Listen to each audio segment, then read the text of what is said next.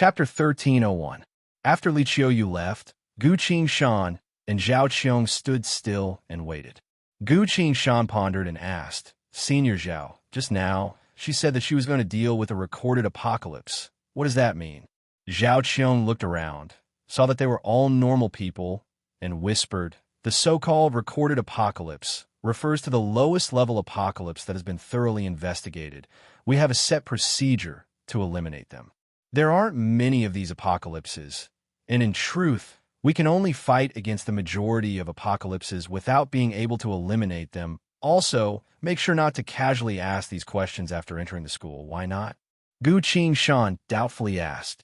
"That's because in a truly great sect, the secrets that have been discovered and the mysteries that have yet to be verified are both unique and valuable items that cannot be measured with money. You must have certain qualifications before you're allowed to trade and obtain the secrets or mysteries of the corresponding grade," Zhao Qiong explained. Gu Qingshan immediately said gratefully, "Thank you, Senior Zhao, for telling me such a secret for no reason at all." Zhao Qiong smiled and raised the ice cream in her hand. "It'll be offset by this ice cream." Gu Qingshan also smiled, but she knew that a single ice cream wasn't worth such a secret. Zhao Qiong was actually quite a decent person, both in terms of personal research and the way she treated others. Thinking about it from another perspective, it turns out that the most important things in this tomb of myriad beasts are secrets and mysteries. I wonder how far this world's understanding of the apocalypses, the samsara, and the infinite worlds has progressed. In the previous battlefield, the wraiths all ignored the people of the tomb of myriad beasts, which means that the wraiths don't dare to offend the tomb of myriad beasts. Although I came from the 900 million world layers, traveled to the age of old, and even met with the awaitings, there might still be some secrets that even I don't know about in this tomb of myriad beasts. Gu Qingshan felt a sense of anticipation.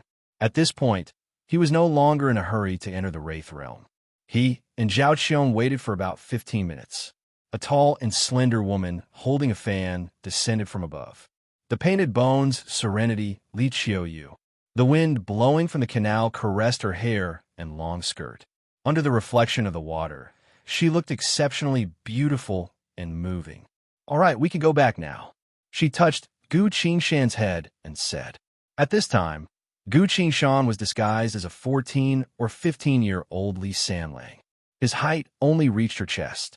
She could touch his head with one hand. For some reason, this little guy's head was really comfortable to touch, even more so than those of his pets. "Painted Bones Serenity, are we going to directly teleport back?" Zhao Qiong politely asked. "No. I just received news that the school was conducting a research experiment this morning and accidentally released a troublesome apocalypse. Teleporting directly might be a bit dangerous, so we're flying back," Li Qiuyu said. "Ah, right? Zhao Qiong, you could just call me by my name from now on," she added. Zhao Qiong panicked and hurriedly said, "Your Excellency." Li Qiuyu cut her off.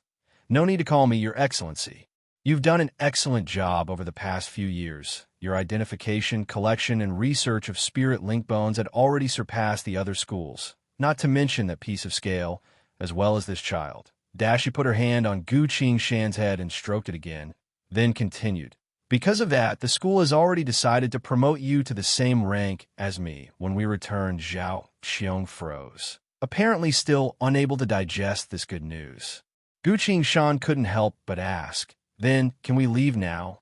"Yes, we should go." Saying so, Li Qiuyu opened the fan in her other hand. The surface of the fan was completely white with only a few floating flowers on it. The entire fan was giving off a drifting green light. With a closer look, the green light was all coming from the 12 white bone fragments that formed the core of the fan.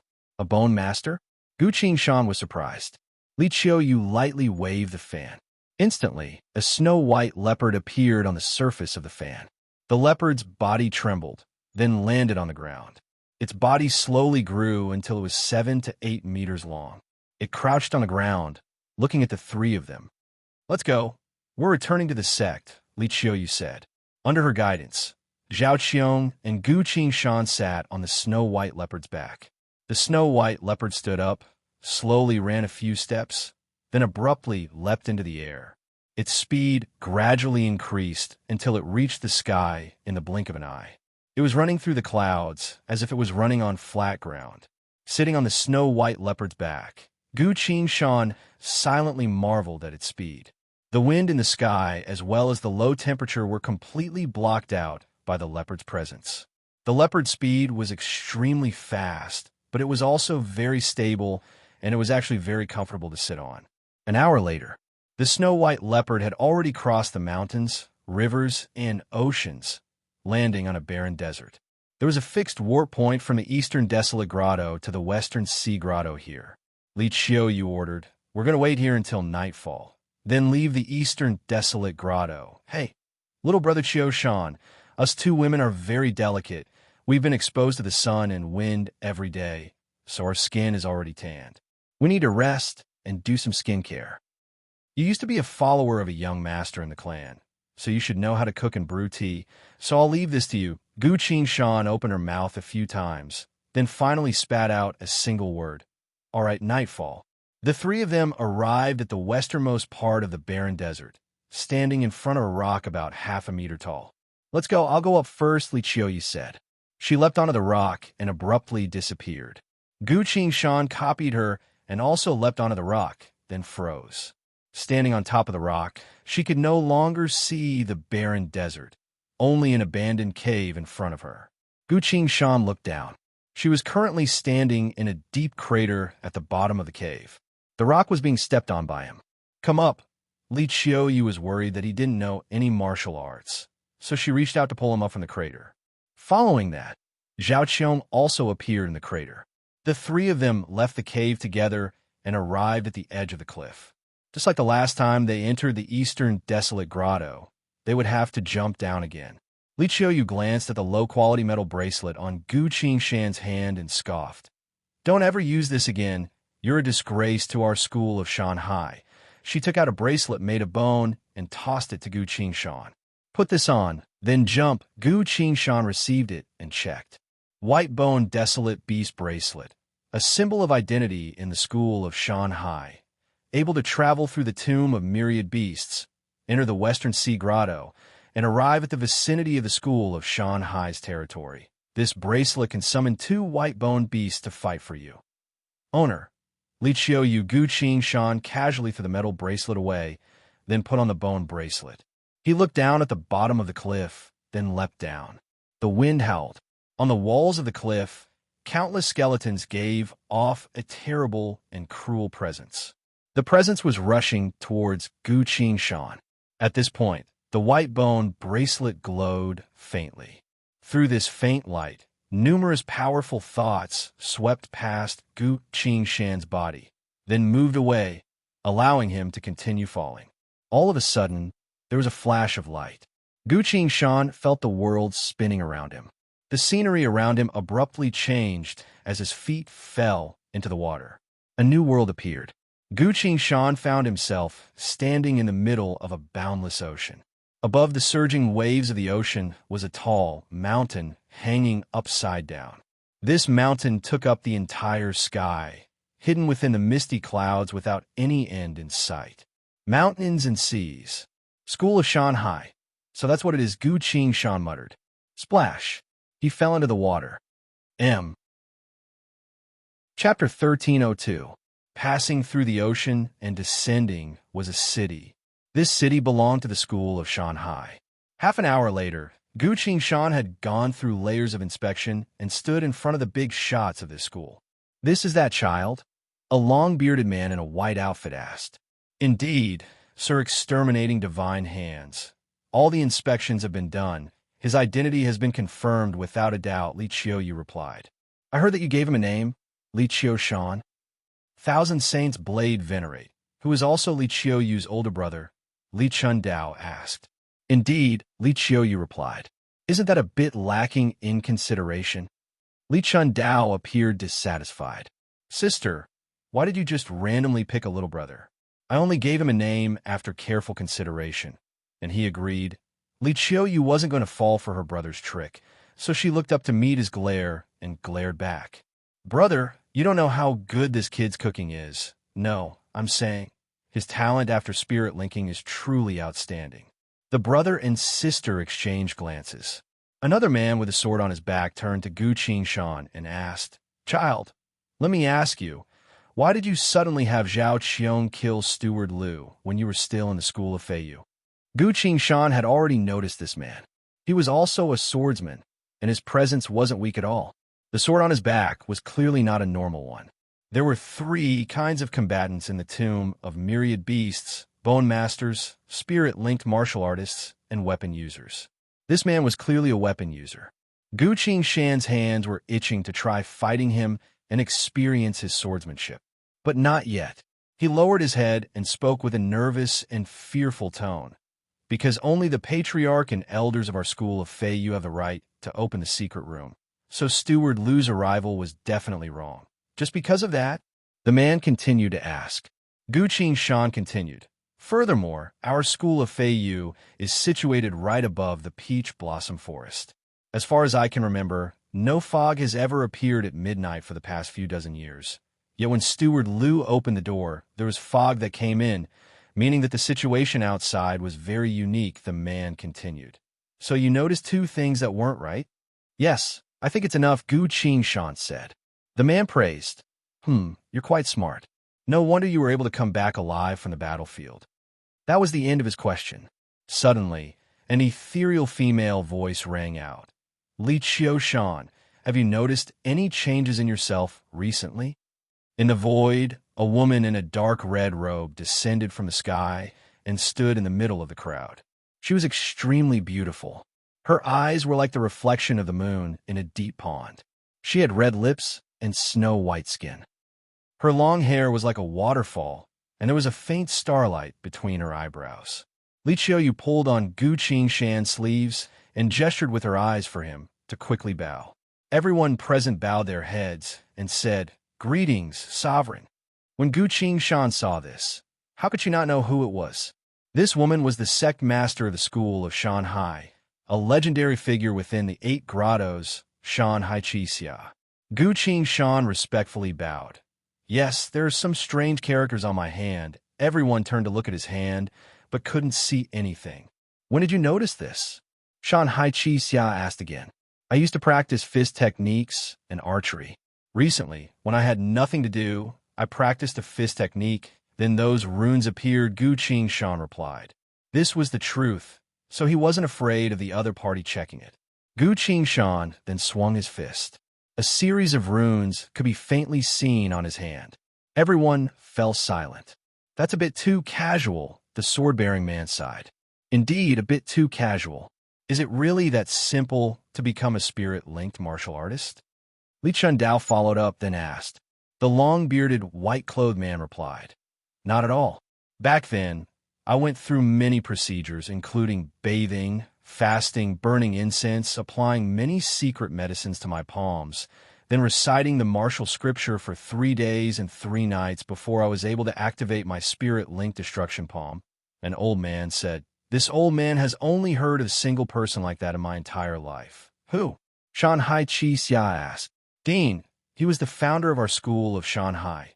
"Your father," the old man replied. "Unfortunately, he had already died in the Great Tomb." Shanhai Qixia felt a bit dejected. Everyone turned to Gu Qingshan. This brat, could he really have such terrifying talent? Or could it be the power of his spirit linking had already surpassed the understanding of this world? The atmosphere slowly became a bit strange. After waiting for a few moments, Shanhai Qixia spoke up. "Li Qiushan, with your current state, you've officially become a spirit-linked martial artist." "Ah, then what should I do now?" Gu Qingshan asked, not fully understanding. Shanhai Qixia reached out her jade-like hand, held it straight in front of herself, and lightly said, "Come, use that spirit-linked fist technique of yours, and strike me once, but Senior Zhao said that I might trigger the apocalypse." Gu Qingshan replied. "It's fine. We're all here. There's no need for you to be afraid," Shanhai Qixia replied. Gu Qingshan walked forward and struck her palm. Other than a clear sound of impact, nothing else happened. Everyone was a bit disappointed. "All right, it seems like you haven't shown much of its power yet. Let's talk about it later," Shanhai Qixia said. Gu Shan thought about it a bit. He didn't feel like hiding his strength anymore, nor did he feel like pretending to be a young man who doesn't know anything in the future.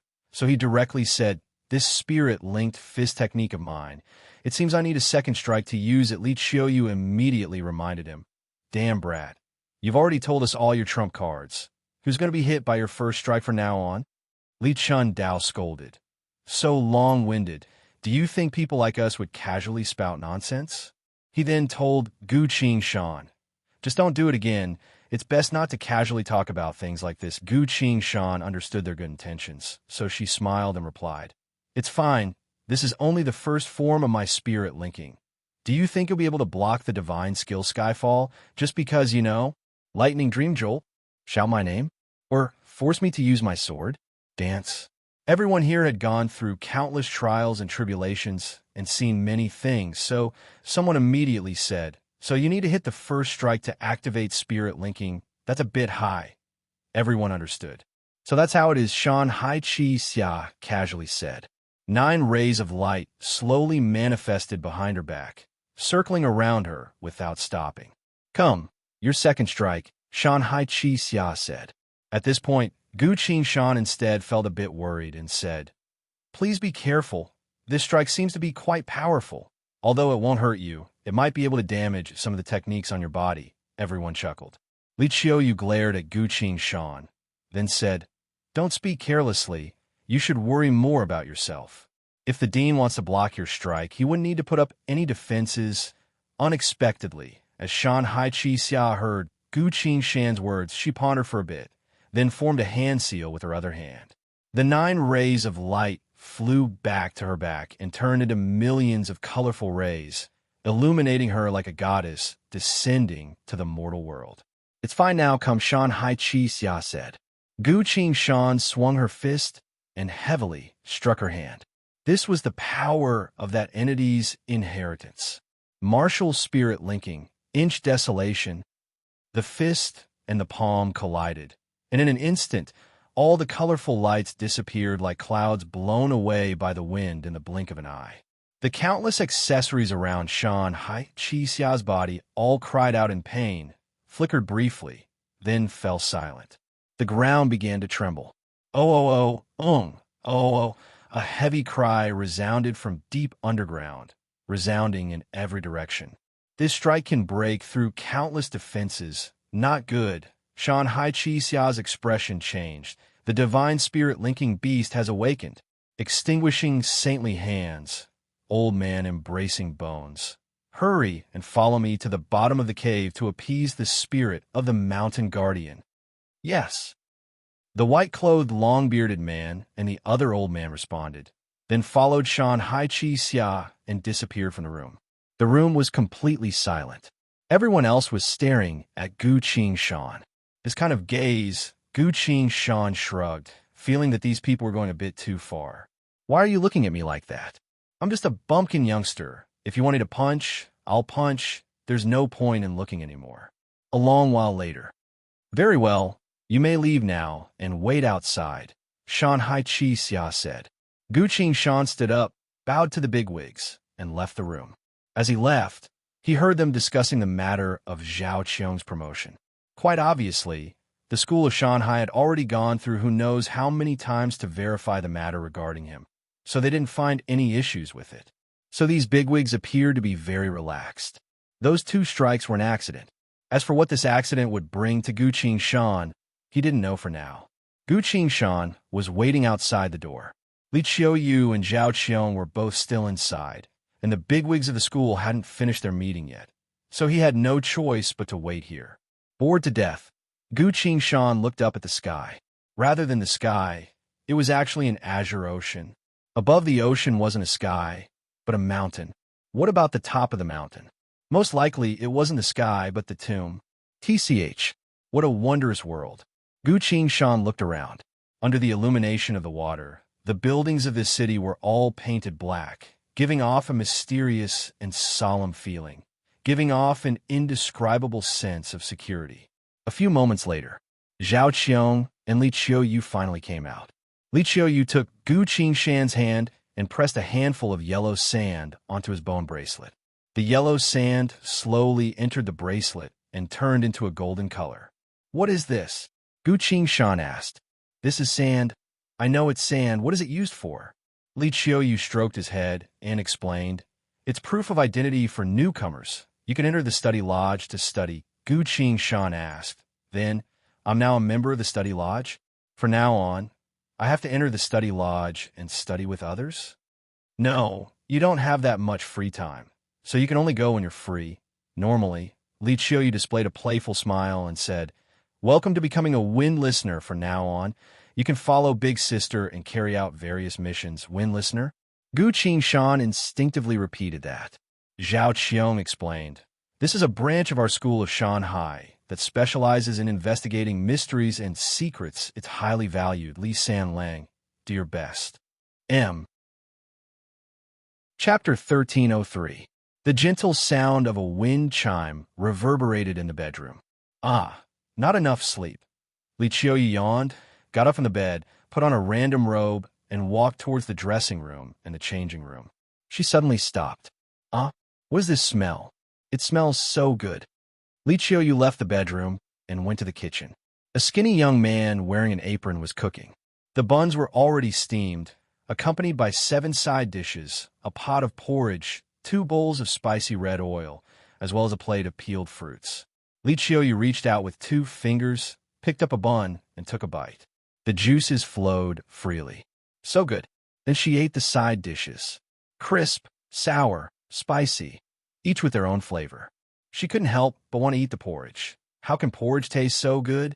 I feel like there's a bit of seafood in it. It's so good. She picked up a pair of chopsticks, picked up some powder from the red oil, and swallowed it in one gulp. Sure enough, spicy is the best, followed by fruits of various colors, juicy and refreshing. Li Qiuyu silently put her chopsticks down, stunned for a few moments. She suddenly reached her hand out and rubbed Gu Qingshan's head, saying, "Li San Lang, if you're 10 years older, I'll marry you." Gu Qingshan protested. "How can you be like this, running out to eat without even putting on your clothes? Aren't you afraid of being exposed? You dare to come closer?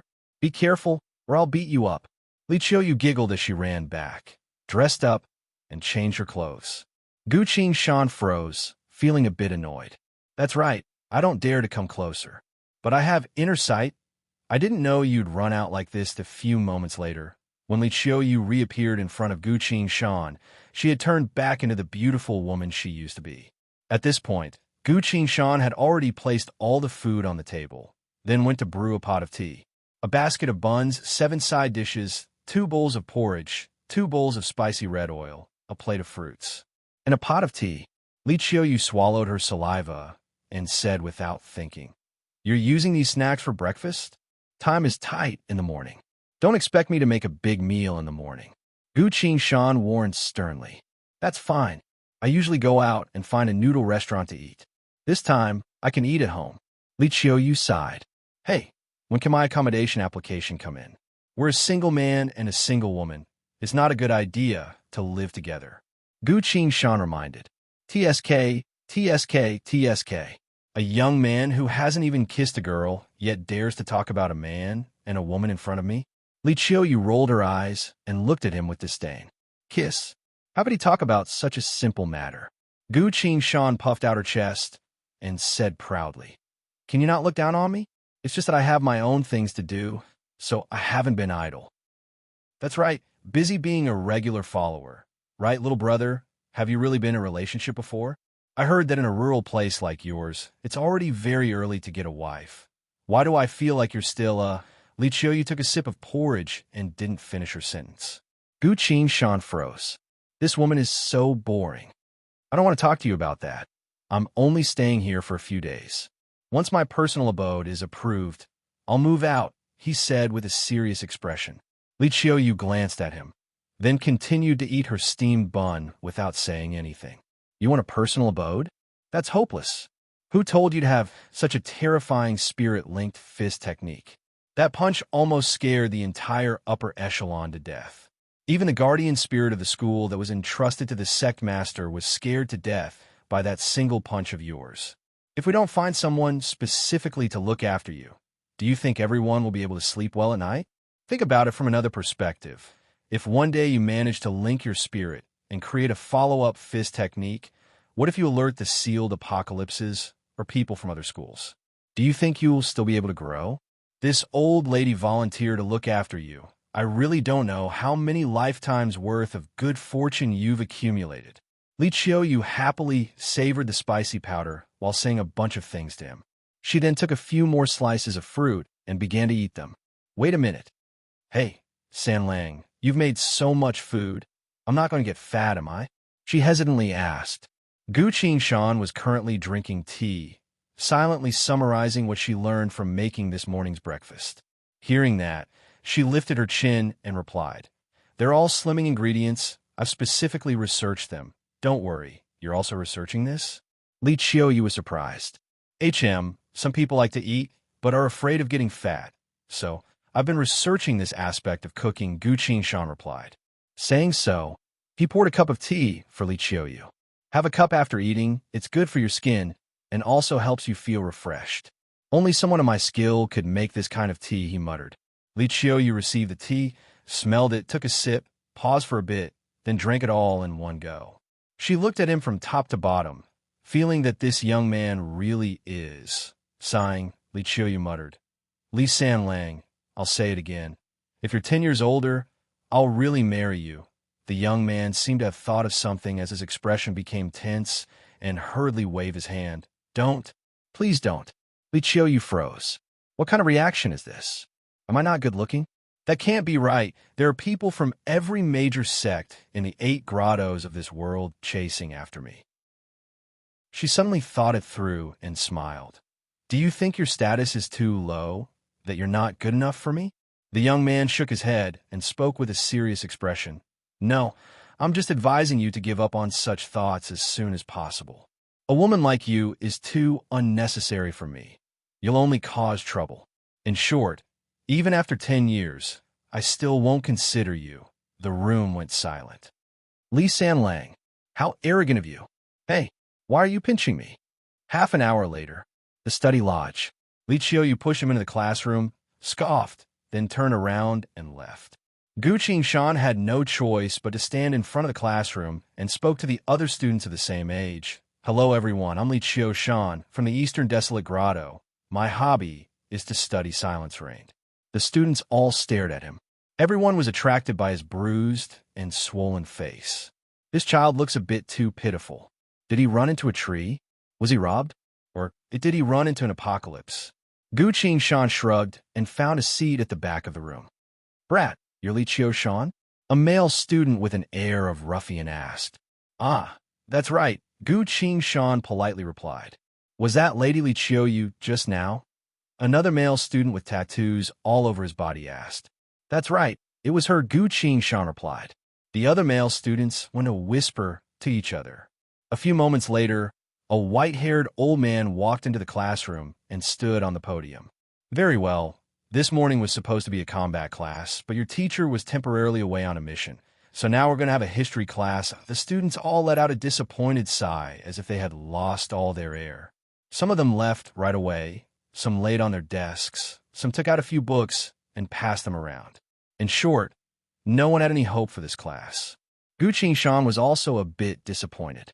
Originally, she heard that they were going to teach the basics of combat for the 3 professions today, but it turned into a history class instead. The old man didn't care about the students' reactions, cleared his throat, and began to recite from the book. About that, we talked about the branches and structure of the school last time.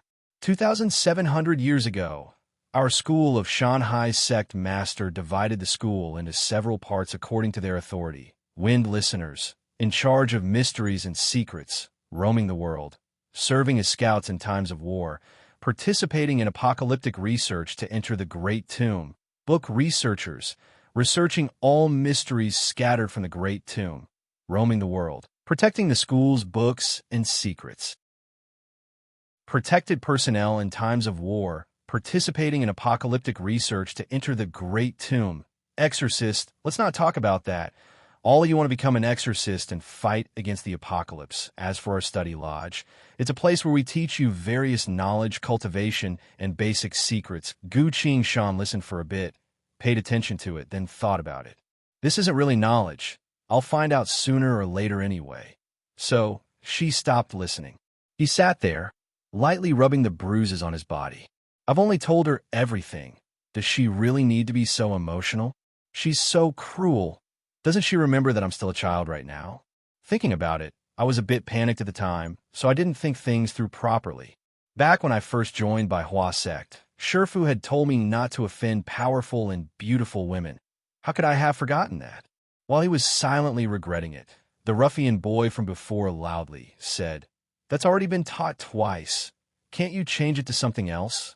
The students all cheered. The old teacher smiled, flipped a few pages of his book, then said, "Since you already know, then we'll talk about the fusion of the tomb of myriad beasts this time. 9,000 years ago, our tomb of myriad beasts had fused 99% of the animal realm's fragments.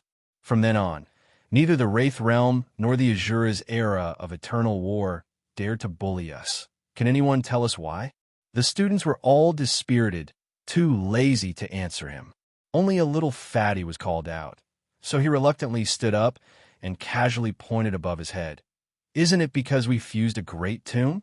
"Old teacher, we've already talked about this many times. Can you tell us about the recent deeds of Sir Extinguishing Saintly Hands, Sir Banishing Sword Saint?" The students cheered again. "That's a good answer. Let us continue." This time, the old teacher wasn't willing to change the topic, so he looked down at his book and continued reading. Gu Qingshan looked up and stopped what she was doing. What? What exactly are you talking about?" He sat up abruptly and became rapt. Chapter 1304. In the classroom, the students couldn't even stand up straight, obviously not interested at all. The old man didn't care about the situation below him and continued to recite from the book. When the great tomb appeared, countless corpses and blood rained down from above. In the underground world of our tomb of myriad beasts, trillions of corpses appeared out of nowhere, giving off a fearsome presence. Fortunately, we were originally people of this world. Through our connection to the world, we were able to pass through the world's natural barrier and freely travel between the grottos. If people from other worlds came here, they would only die within the presence of the countless corpses and bones. For the past several thousand years, we've studied the apocalypse bit by bit, destroying the simplest apocalypses and sealing away the rest. But against the particularly powerful apocalypses, we would only be able to survive. That's why you need to quickly grow up. All right, next, I'll talk about the main writers of history, how they describe the various apocalypses. The dark apocalypse is an apocalypse that completely loses sight and perception. Today's class ends here. Dismissed. The old man closed his book, turned around, and left. The students all felt like they just woke up from a dream. Is that all?" One of them asked with a drowsy look. "Yes, let's go back and eat." Another person stretched his back and said. The students quickly left the classroom. Gu Qingshan sat in his seat for a while longer. He had never heard of this knowledge before, so even if the old man was only reciting from a book, he still listened with great interest. However, regarding the apocalypse, trillions of corpses, and the great tomb, the old man only gave a brief description without mentioning the truth or secrets within. That sounds like nothing more than scratching an itch. Gu Qingshan sighed. In the tomb of myriad beasts, secrets and mysteries are the most valuable things, so they wouldn't be casually told to newbies in such a basic class. Seems like I'll have to think of another way to obtain information as soon as possible. I've already become a wind listener, specialized in finding out secrets and mysteries, so I might be able to put some effort into this. He pondered for a bit, then slowly stood up and prepared to leave. It's almost noon, so I need to go back and rest, since I still have classes in the afternoon. As soon as he reached the classroom door, he was blocked by a group of people. Gu Qingshan looked at him. The rascally-looking young man from this morning, as well as a few guys covered in tattoos, surrounded Gu Qingshan. "What are you guys doing?" Gu Qingshan asked with a smile. Could it be that this group of teenagers wanted to bully a newcomer? Then Gu Qingshan clenched her fists. The group of youths winked at each other, but they didn't make a move. Instead, they exchanged looks. "Hello, Brother Sean," they shouted in unison. "Oh my, Brother Sean, we finally have a boss after you came," the rascally young man said. A young man with a ferocious expression replied. That's right. Our school of Shanghai's most vicious big shot is Li Chun-dao, as well as the most enchanting female bone master Li Qiuyu. Both of them are renowned across the world. Who would have thought that you were their younger brother? All the teenagers said in unison, Please be our boss, Brother Shan. Gu Qing-shan was stunned. So it wasn't a fight. Be your boss, he repeated. That's right, with Brother Shan's arrival, our reputation will be much better. We'll all welcome Brother Shan at noon today, another young man said. Please do us the honor, Brother Shan. Please do us the honor, Brother Shan. Gu Qing-shan scratched his head and smiled appropriately. He didn't mind interacting with people of the same age as him, as that would make him appear more normal. Not to mention, it was only a meal. That's not a good idea. I made you spend a lot of money, he said. Another young man replied, It's fine, we still got quite a bit of money from those cowards last time. Don't worry, Brother Shan. Everyone laughed. Gu Qing-shan's smile slowly faded. You got money?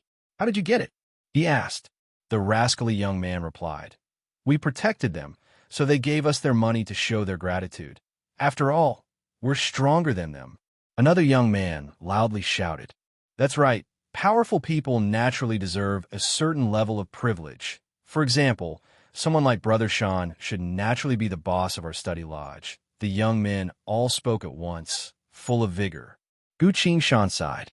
I'm sorry, but if you're capable, go and earn your own money. I'll probably accept your treat. If it's that kind of money, I won't go. He reached his hand out, lightly pushed the people in front of him away, and headed outside. Silence. The young men exchanged glances. What does that mean?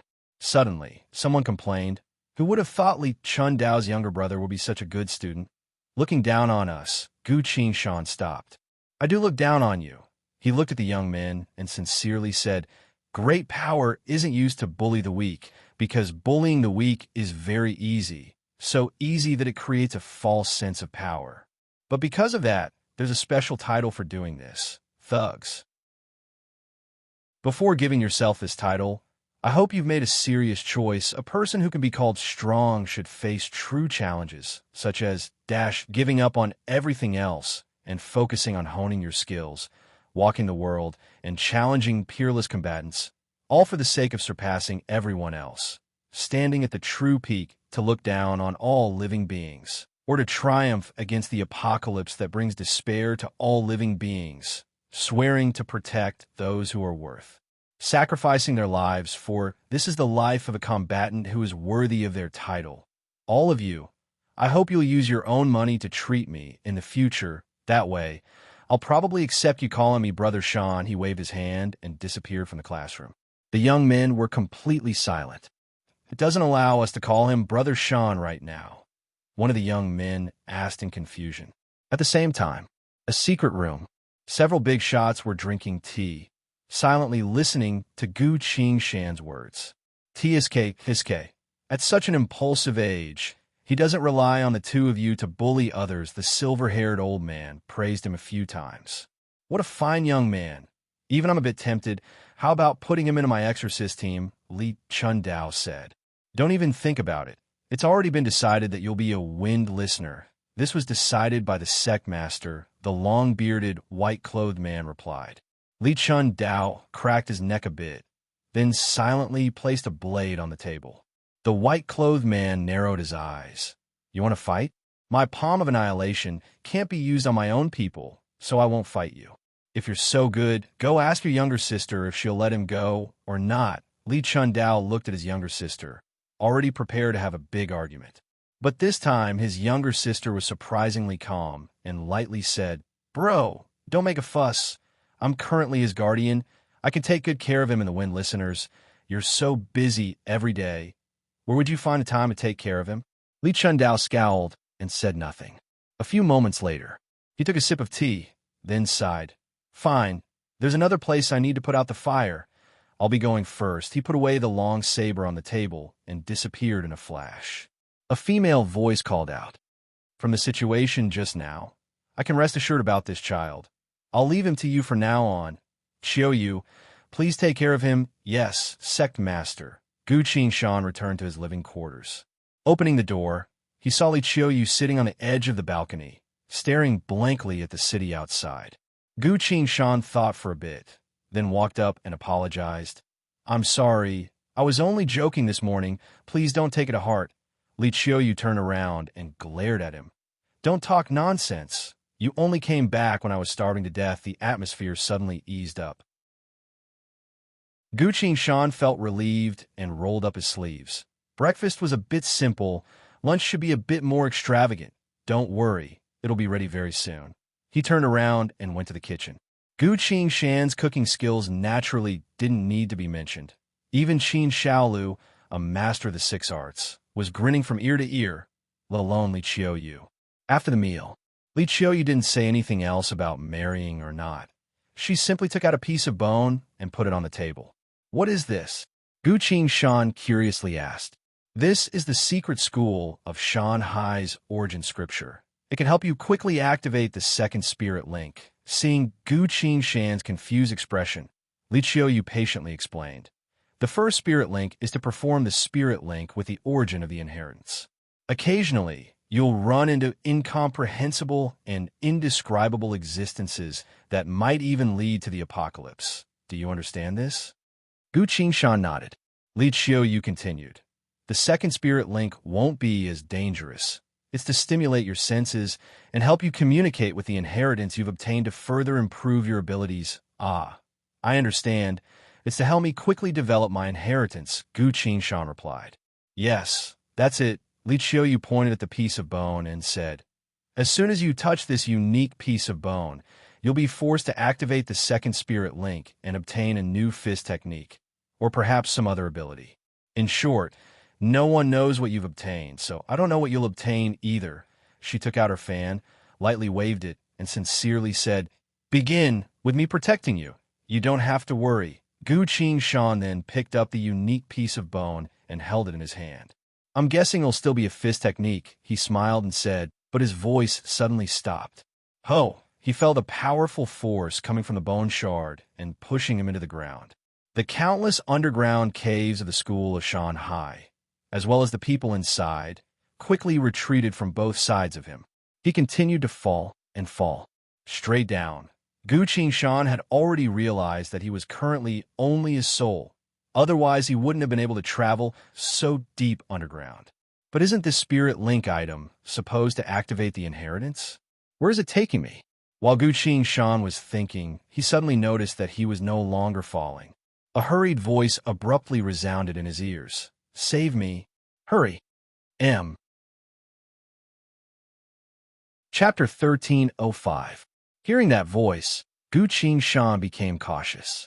Because this voice didn't sound like a human voice, but rather was composed of countless tiny voices. Gu Qingshan didn't know why he fell into this place, nor did he know where this voice came from. He looked around, only to see that this place was a barren wasteland. The ground was filled with jagged rocks of various shapes and sizes. No living creatures, only a single withered tree. "Who are you?" Gu Qingshan shouted. "Get me out of here first, hurry." The voice urged him. As Gu Qingshan was about to say something, his consciousness suddenly blurred for a split second. He instinctively looked up and opened his eyes, only to see Li Qiuyu still sitting across from him with a fan in her hand. The mottled piece of bone had fallen from his hand onto the table. "What happened?" Li Qiuyu asked. "What happened just now?" Gu Qingshan asked in return. "You suddenly fell asleep," Li Qiuyu replied. She muttered to herself, "I've never seen such a spirit link before, to actually fall asleep." Gu Qingshan was surprised and fell into thought. Li Qiuyu understood that Gu Qingshan was currently experiencing the mysteries of this spirit link, so they tacitly didn't disturb him. Lines of glowing text quickly appeared in front of Gu Qingshan's eyes, frowny face. "You've completed the second spirit link. You've sensed a cloning technique from the inheritance. Night Cruiser. Night Cruiser. When you enter a dream, your consciousness can manifest a clone. This clone can pass through all obstacles and reach any location. Once you scatter the clone, or if the clone is killed, you will awaken from the dream. Attention! This cloning technique can only be activated at night, and no one will be able to notice it when activated.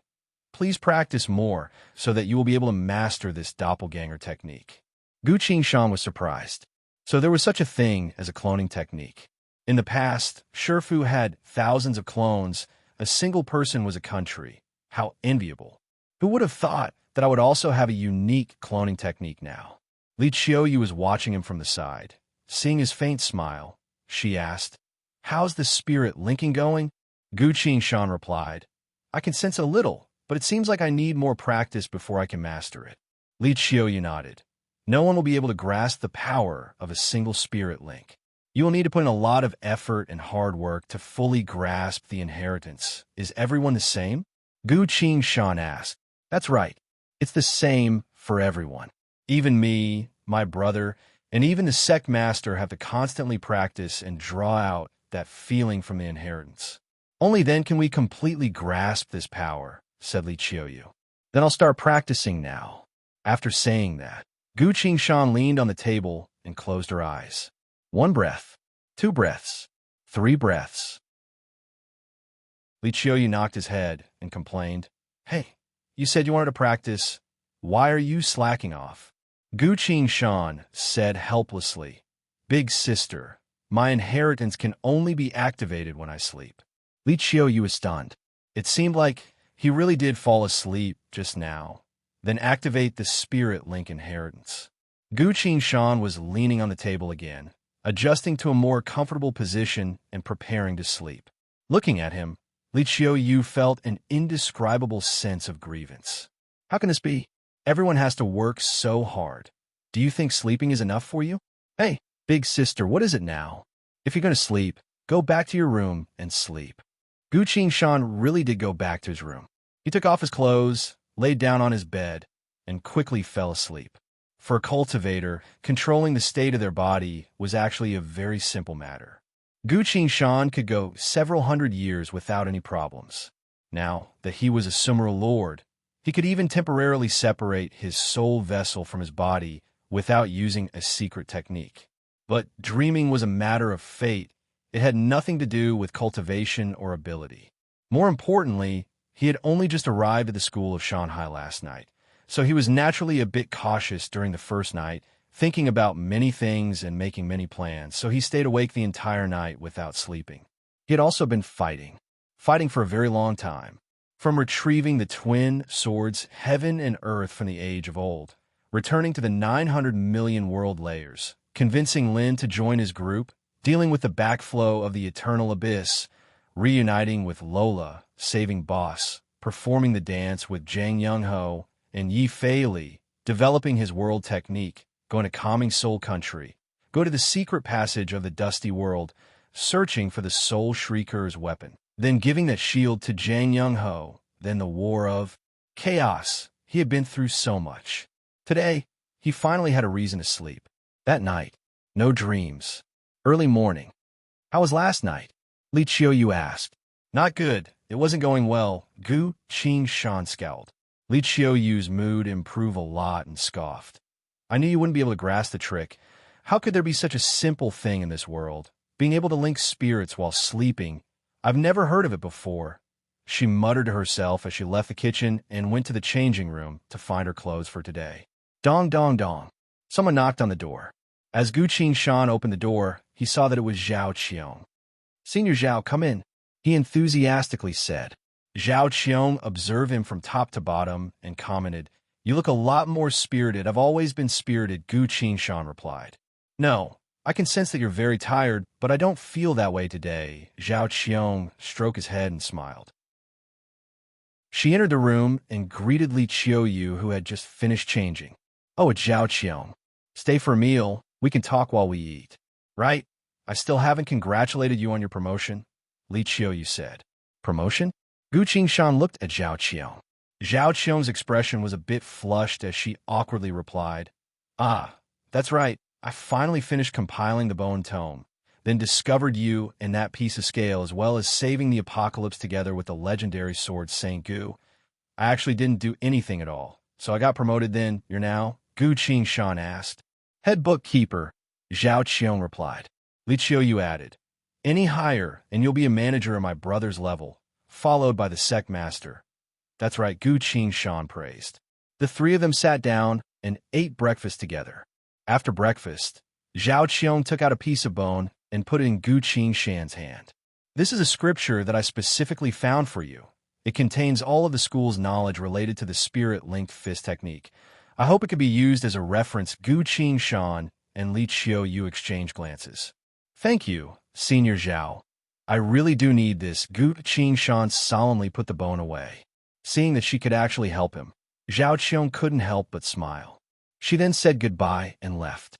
Li Qiuyu closed the door, then asked, "Aren't you trying to find a way to practice sleeping right now? This thing shouldn't be of any use to you, right?" Gu Qingshan replied, "It will always be of help, even if it isn't now. It might be in the future. You're afraid that she'll be disappointed, aren't you?" Li Qiuyu asked directly. "When someone happily helps you, it's always out of goodwill," Gu Qingshan replied. Li Qiuyu glanced at him and said nothing else. The two of them silently drank their tea, tidied up their things, and left together. "I'm going to check if there's any quest today. You go to school first. I'll call you if there's anything," Li Qiuyu said. "Got it," Gu Qingshan replied. "Do you remember the way to the study lodge?" "I do.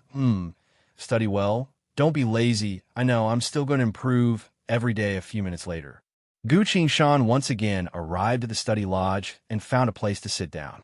Inside the classroom, all the students seemed very excited. According to the schedule, since yesterday's practical class wasn't completed, this class would be postponed until today. A few moments later, the old teacher who taught yesterday's history class slowly walked into the classroom. "Why is it you again?" one of the students called out. "That's right. It's clearly Teacher Lu's turn to teach us. I'm already missing practical class," another student complained. The old teacher didn't get angry, nor did he answer. He walked up to the podium, lightly placed his textbook on the table, then took off his hat and put it in front of his chest. He lowered his head. The classroom slowly fell silent. The youths finally realized something. They stood up one after another, lowered their heads, and began to mourn. The practical class teacher would never appear again. Chapter 1306. Noon. Gu Qingshan returned to his living quarters. He was still in charge of cooking, while Li Qiuyu was in charge of watching. "One of our practical combat class teachers is no longer here," Gu Qingshan reported while chopping vegetables. I know about that," Li Qiuyu replied. Gu Qingshan glanced at her. Li Qiuyu shook her head. "I can't say. These are the rules." "What rules?" Gu Qingshan asked. "If an apocalypse has yet to be fully understood, then the details of those who died in such an apocalypse cannot be revealed," Li Qiuyu replied. Gu Qingshan nodded to express his understanding. A few moments later, the dishes were ready. Li Qiuyu helped to set the table. The two of them sat down and began to eat. "This is for you," Li Qiuyu said. Gu Qingshan received it and saw that it was a certificate. Li Qiushan has completed his first spirit linking, currently communicating and learning from the inheritance he obtained. Specific method: sleeping. "I am Li Qiuyu, hereby certify." Her signature was on it. "What I need this for?" Gu Qingshan asked. "A new practical combat class teacher has been chosen. You will have a practical combat class in the afternoon. You need to quickly communicate and obtain more spirit linking inheritances," Li Qiuyu told him. Gu Qingshan understood and said, "You're afraid that if I sleep during the practical combat class, the teacher won't believe that I'm actually performing spirit linking." He gave the certificate to her and asked, "Can you create a dark environment for me?" "You want to perform spirit linking in the dark?" Li Qiuyu asked. "Yes, that's no problem. The study lodge has a few worlds that were destroyed by the apocalypse. There aren't many people in them, specifically for students to experience. As long as you dare to sleep in them, you can use them." She then added another line to the certificate. "Requires a dark environment. Also, there's going to be a mission soon. You need to quickly increase your strength. A new member of the Wind, listeners like myself, can also go on a mission." Gu Qingshan asked. "A flower in a greenhouse will never be able to face the apocalypse. Not to mention, that single punch of yours was able to break through all defensive techniques, so it might be very useful in certain situations." "You're qualified to go on a mission now," Li Qiuyu said. Gu Qingshan nodded. The Wind listener collected all unusual news and secrets. In fact, he had always been looking forward to going out on a mission. Halfway through the meal, A piece of bone suddenly appeared from the void of space and landed in front of Li Qiuyu. Li Qiuyu received the piece of bone, carefully read through its contents, then looked at Gu Qingshan. I'm not coming back tonight. What's wrong? Gu Qingshan asked. Li Qiuyu said. On an island near the Western Sea Grotto, a very special treasure appeared. Anyone who prays to it can have their flames descend upon them and devour them. There are two possibilities for that treasure. First, it is a battle-type treasure with immense power. Second, it is a parasite of the apocalypse. So you're going to go on a mission? Gu Qingshan asked. Li Qiuyu replied. That's right. I'm going to investigate the situation and confirm this unusual news. I'm going to confiscate what should be confiscated and kill what should be killed. If I can't win, I'll call for the exorcist squad. Understood. Be careful, Gu Qingshan said. He suddenly felt like he was acting too naturally and added, I've only learned a single spirit-link fist technique. Would I be killed by some apocalypse as soon as I go on a mission? Li Qiuyu rolled her eyes and said, I'm here. What are you afraid of? Gu Qingshan sincerely replied, I am. During the afternoon class, all the students were pulled to the sparring field. The new practical combat class teacher was a veteran of the exorcist squad. So many of the students recognized him and couldn't help but feel a sense of reliability. Everyone was a bit excited. Combat, using supernatural power to fight, was everyone's dream. The teacher began to give his orders. There's no need for spirit linking today. Go over there and find an opponent for yourself. I'll be observing your skill and spirit linking level. Those who have just started spirit linking, come over here. You're a spirit linked weapon? Then go get your basic weapon secrets and practice more. You, since you're both bone masters, go to the bone room and sense more. While he was giving his orders, a piece of paper was given to him. Gu Qingshan. He gave Li Qiuyu's proof to the practical combat class teacher. The teacher looked at the proof, then at him with a very interesting expression. Li Chundao, Li Qiuyu, Li Qiushan. So this guy is the younger brother. But this method of spirit linking is a bit too ridiculous, but the brother and sister wouldn't spout nonsense about something like this. After a while, the teacher reluctantly said, Li Qiushan, come with me. Yes, Gu Qingshan replied. The teacher led him deeper into the study lodge. This place was surrounded by tall walls, slowly becoming less populated until there wasn't a single person in sight. At the end of the path, on a thick black wall, there were several tightly shut doors. The second door on the left is a nighttime apocalypse world. It's already been completely destroyed. The apocalypse has also been wiped out by us. It's very safe. Then I'll go in and sleep, the teacher thought for a bit. Then continued, if you run into anything you don't understand during the spirit linking process, you can ask me. When you wake up, Gu Qingshan bowed and said, thank you, teacher. He took out a blanket and a cushion from the bone bracelet, waited for the teacher to open the door, then went in. The door closed behind him. Gu Qingshan looked around. This really was a nighttime world. Everything had been destroyed. There were no signs of life. The entire city was like a broken giant robot that collapsed on the ground, leaving nothing but a pile of rubble. Although the environment was a bit terrifying, Gu Qingshan felt very peaceful. Because there was nothing here, nothing could happen. He found a relatively empty place, laid down the bed on a collapsed metal wall. All right, let me study how to use this doppelganger, Yi Futian said. He muttered, lay down on the bed, and slowly closed his eyes. A destroyed world. Night fell. Only a single young man slept by himself. 10 minutes. 20 minutes. All of a sudden, Gu Qingshan felt himself waking up. But he knew that he was still asleep. This was a very wondrous feeling, indescribable. In this state, there seemed to be something else in the world. Something that he couldn't notice when he was awake. Save me. A faint voice resounded from underground. Gu Qingshan was surprised. I'm in another world, so why can I still hear this voice? What exactly is this voice? With that thought in mind, he began to fall. Just like the last time, he directly plunged into the ground, passing through countless corpses, hard underground ores, lava, world barriers, and finally leaving the world of the apocalyptic night. He appeared beneath the school of mountains and seas and continued to rapidly descend. He continued to fall and fall, straight down. Gu Shan realized that he was still only a soul, otherwise he wouldn't have been able to travel so deep underground. The so-called night cruiser can pass through countless obstacles and manifest at a certain location. But he can only manifest once in each dream. Last time, I wasn't prepared for it, so I don't know what happened. This time, I'll have to choose the right place. While he was thinking, his surroundings suddenly became clear. A desolate wasteland.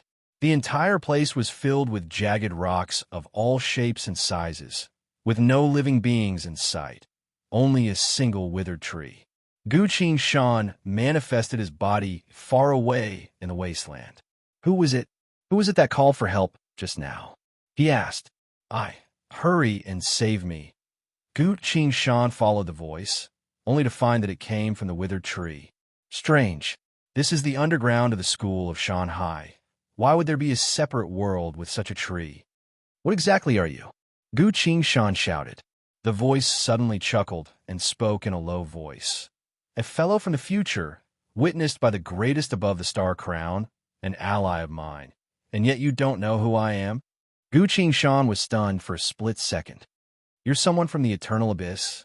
No, I'm the abyss. Gu Shan's heart skipped a beat. The scene in front of him was truly too eerie. He tried the abyssal ring on his hand, but it didn't react at all. Hurry and save me. We'll talk after we get out, the voice urged him. Gu Shan went silent without saying anything. All of a sudden, he waved his hand. The twin swords heaven and earth appeared in his hand. Not too far behind him, a person appeared. A person with a sword on his back. Mobile version of the fastest updated website. Chapter 1307. Gu Shan didn't turn around. He simply held the twin swords heaven and earth and asked, "Who are you?" The sword-bearing man replied, "I should be the one asking you that. After all, this is the sealed grounds of our school of Shanghai. I really don't understand how you managed to pass through the layers of seals and arrive here." His sword chi was as vast as the ocean, tightly locked onto Gu Shan's body, seemingly ready to unleash a fatal strike at any moment. Gu Shan smiled. Through inner sight, he could see the other party. When he tested his fist technique at Shanghai Chi Xia, he saw this sword-bearing man. The other party was the big shot of the school, known as Banishing Sword Saint. "So you are Banishing Sword Saint?" he asked in return. A faint sword chi exuded from his body. He put the heaven sword away, wielded the earth sword with one hand, and casually swung it. His attitude angered the other party. "I'm the one asking you," Banishing Sword Saint abruptly shouted. The sword on his back flashed and manifested into millions of flying swords that flowed like a great river across the sky, attacking Gu Shan with unstoppable momentum. Gu Shan raised her sword. Secret art, river traversing iron sword. Countless sword images manifested on the earth sword, manifesting into a gigantic sword phantom that blotted out the sun, blocking the hundreds of thousands of flying swords in the sky. Clang, clang, clang, clang, clang, clang, clang, clang. A thunderous storm of strikes resounded, enough to make one's scalp go numb. However, no matter how the flying swords attacked with all their might, the gigantic sword phantom didn't budge at all. "Very good," Gu Shan loudly praised. "Sure enough, you are at the pinnacle of Sword Saint realm. If we were to truly fight, victory and defeat would be hard to say. Above the pinnacle of Sword Saint realm was the solitary sword realm. Their swordsmanship was about the same, not to mention that both of them had their own trump cards and trump cards. So if they were to fight, the consequences would be unimaginable. Banishing Sword Saint raised his hand. The millions of flying swords turned back into the same sword and returned to his hand. To be able to block 1,000 of my attacks with a single sword, you do have some skill in sword techniques. However, a battle isn't just about sword techniques. If you still don't behave, I can guarantee that you won't be able to leave the school of mountains and seas alive. Banishing Sword Immortal said. "I want to have a try." Gu Shan still didn't turn her head and just said lightly. It was rare for him to meet a sword cultivator who used a sword, and one whose level of swordsmanship was about the same as his own. At this moment, his fighting spirit boiled in his chest. Banishing sword immortals, killing intent surged as he shouted, "You're courting death." He moved his sword and split it into millions of swords again. Suddenly, a female voice sounded. "Stop!" Tens of thousands of rays of light descended from the sky, blocking the two of them. It was a red-robed, long-haired woman with starlight shining between her brows. The master of the school of Shanghai Chi Xia. Then, a man with 10 long sabers on his back, a bearded middle-aged man dressed in white, and a smiling old man appeared behind her. Thousand saints blade venerate Li Chun Dao, extinguishing saintly hands Zhang Jiu Bai, embracing bones old man Siyu Hai, as well as banishing sword immortal Wang Shun. The VIPs of the entire school of mountains and seas had all arrived. Wang Shun sheathed his sword and respectfully said, "Dean, you've arrived." Shanghai Chi Xiao replied, then turned her gaze to Gu Qing Shan. She calmly said, "In the words of your cultivation world, Gu Qing Shan, fellow Dao Seeker Gu, for what reason have you come to my school of mountains and seas?" Gu Qing Shan sheathed her sword, feeling a bit regretful. Thousand Saints Blade Venerate already knew of her existence, so Gu Qing Shan wasn't surprised at all that Shanghai Chi Xia could recognize her. Unfortunately, with so many people on the other side, it seems this sparring session between sword cultivators couldn't continue. Gu Qing Shan clasped her fist and said, "I was passing by your school today and sensed someone calling out to me, asking for help. I thought it might be someone I knew, so I came to take a look." Everyone exchanged glances. "You've come to the deepest sealed area of our school?" Shanghai Chi Xia's gaze flickered, then said, "Earlier in the eastern desolate grotto, fellow Dao Seeker Gu acted to eliminate an unknown apocalyptic monster and save countless people. This was related to my school of mountains and seas, so I should be thanking fellow Dao Seeker Gu, but how did I sneak into your school all of a sudden?" Gu Qing Shan smiled and asked, "Indeed, please explain to me, Your Excellency," Shanghai Chi Xia replied. Gu Qing Shan thought for a bit, then said, "How about this? What exactly does this place of yours do? Tell me about it. Perhaps we might be able to work together to accomplish something." Shanghai Chi Xia fell silent. The other party didn't answer my question, but instead asked me another. This guy who single-handedly fought against 3 deities in the age of old, has he always been this strong? Thousand Saints Blade Venerate Li Chun Dao suddenly said, "Sword Saint Gu, you're alone. Do you really think you can escape from under our noses?" Gu Qing Shan replied, "Escape? I won't escape, but if I want to leave, you won't be able to stop me." He suddenly sighed, and with a sincere expression, he said, "There's no need to point your sword at me. I really want to figure out what's going on here. After all, the one who called for help could see through my identity. In truth, Your Excellency's background can be easily known by any world that collects information from the infinite worlds. Why would Your Excellency care about an unknown entity?" Old Man Embracing Bones Siyu Hai asked. Indeed, this was the most suspicious part. Gu Qing Shan wasn't a nameless individual, so it was normal for others to know his background. Yet he used this as an excuse to say that an acquaintance called for him. Just because someone recognized him as Gu Qing Shan, he snuck into the deepest sealed area of the school of mountains and seas. How could anyone believe such nonsense? Seeing their expressions, Gu Qing Shan also understood. This school had always been fighting against the apocalypse. These people, worthy of admiration. With that in mind, Gu Qing Shan said, "Very well, I'll tell you the truth. In the current era, no one knows who I am, nor where I came from. I can guarantee that none of you know this." Everyone exchanged glances. What exactly is he trying to say? Shanghai Chi Xia's expression changed. "You're telling the truth. Are you not Gu Qing Shan?" "I am," Gu Qing Shan replied. "But you're saying that we don't know where you came from, when we clearly know that you came from the age of old." Shanghai Chi Xia's voice abruptly stopped. She fell into thought, then turned to Gu Qing Shan after a long while. Gu Qing Shan pointed at the withered tree not too far behind him and said, "I'm only passing by, yet it already knows where I came from. So please tell me its secrets. I know that secrets are very valuable in your world, so I can use a few secrets to trade with you. Shan Hai Chi Xia thought for a bit, then said, if you can show some sincerity, this isn't impossible, Dean. Banishing Sword Saint Wang, Shun worriedly called out.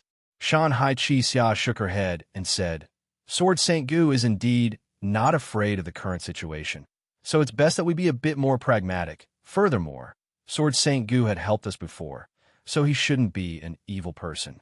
Our school of Shanghai would naturally be more than happy to have another friend. Hearing that, everyone thought about it and agreed. This person came without a sound or a trace. None of the defensive measures could trap or trigger him. In any world, any organization, if they offended such a person, they would most likely have a headache. The dean is trying to turn this from a bad situation to a good one. It all depends on whether or not Gu Qingshan is truly sincere in making a trade. To show sincerity, Gu Qingshan thought for a bit, then asked, what secret do you want to know? We need to discuss this, Shan Hai Chi Xia replied. Go ahead, Gu Qingshan replied. Shan Hai Chi Xia casually created a soundproof barrier and discussed with the others. After a while, they finally came to a decision. Shan Hai Chi Xia dispelled the soundproof barrier, then smiled at Gu Qingshan and said, if Your Excellency is willing to trade secrets with our school, please first reveal Your Excellency's true identity. I can't tell you, that Gu Qingshan replied. Then, please tell us, which world did Your Excellency come from? I can't tell you that either. Who is your master? My apologies, I still can't tell you. Everyone, brat, you're playing with us, aren't you? Gu Qingshan smiled and replied, ask again, I'll definitely tell you what I can. Shan Hai Chi Xia calmed herself down a bit, then asked, is Her Excellency related to the samsara? Gu Qingshan pondered. About that, everyone's hearts jumped. Gu Qingshan waved her hand and took out a single-horned skeletal staff from the void of space. This humble one is the Huang Quan Devil King, a deity of the Huang Quan realm. This much I can reveal. Huang Quan realm, the king of the dead. Everyone was shaken. Their gazes moved back and forth on the bewitching and wicked scepter, unable to move away. Shan Hai Chi Xia quickly said, so Your Excellency is also a member of our samsara. Did Your Excellency appear this time to reform Huang Quan? No, my appearance this time is actually a secret. Other than you, no one else in the infinite worlds knows about it. Gu Qingshan continued. If I tell you, I hope that you can exchange the secret of that great tree with me. Shan Hai Chi Xia nodded. Very well, Gu Qingshan then said, I came out this time to destroy the Wraith Realm.